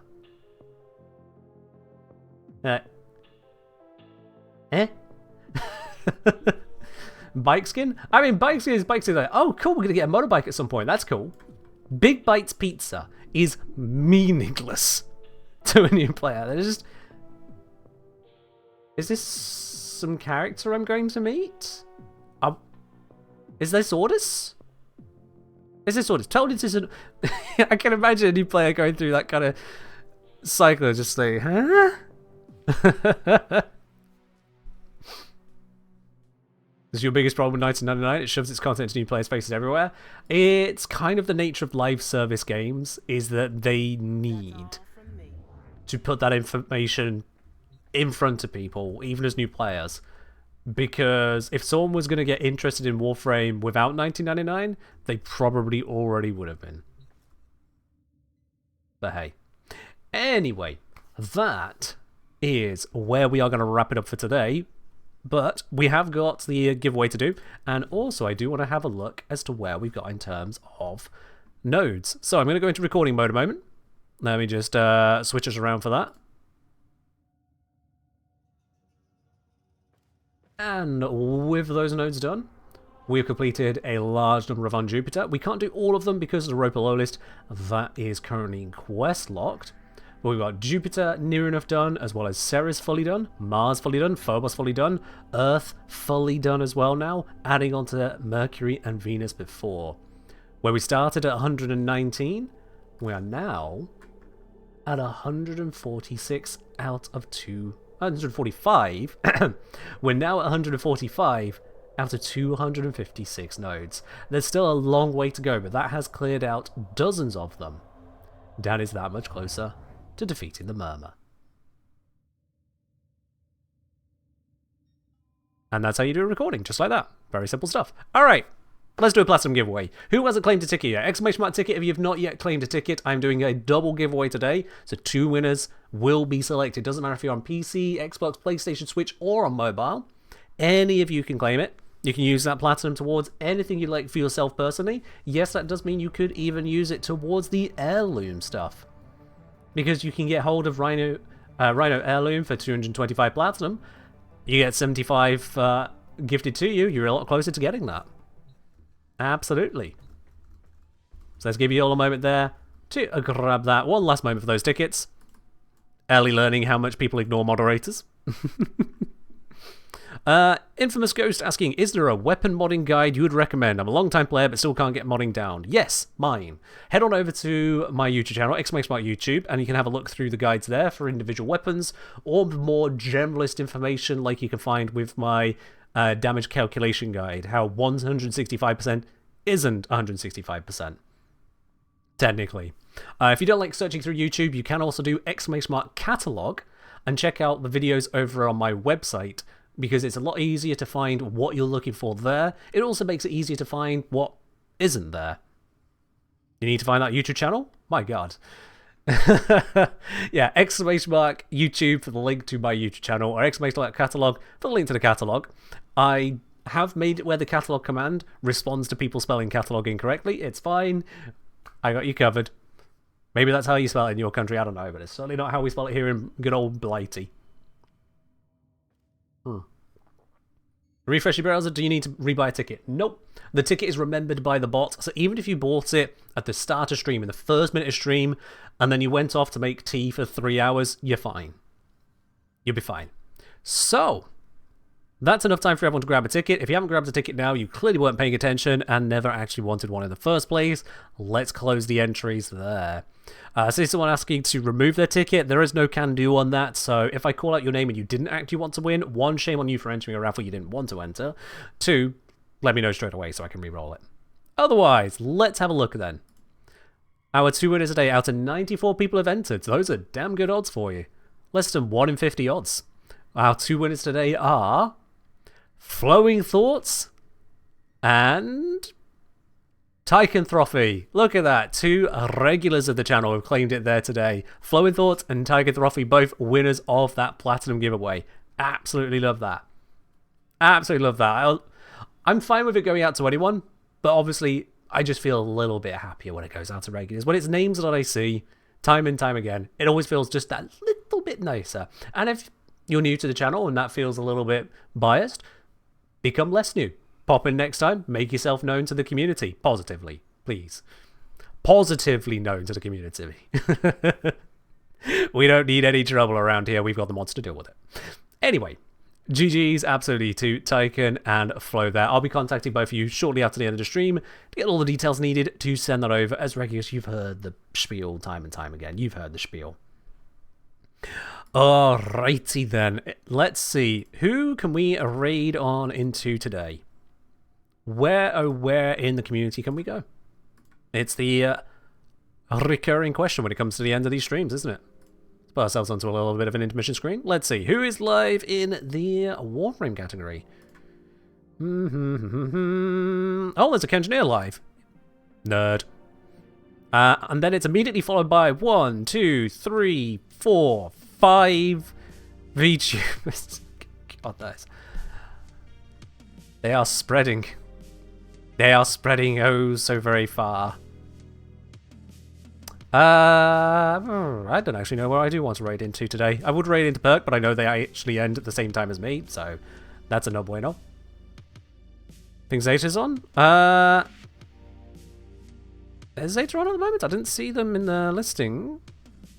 Maybe I haven't scrolled far enough. They might have just started recently. Or maybe they're on a different game. I didn't see them in the listings. New. You know what? I actually don't have a good choice today. A choice that I just want to take.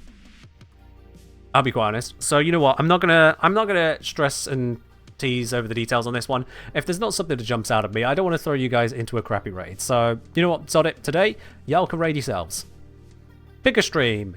Be friends with someone. Hell, you don't even have to go into the Warframe category. Do as you wish to do. Flo, thank you for the 4 bits right there. Absolutely. Welcome back. But yeah, I don't have a good raid selection today. I don't have someone that's just kind of jumping out as where I want to raid into. No offense to any streamers out there, just nothing's leaping out. So we're just going to wrap it up directly there. And y'all can join in on the next stream on Wednesday. You're going to go watch Grian's new Minecraft video? Oh, there's a new Grian video? Right, everyone, goodbye. Going to go watch Grian now. See y'all. Bye.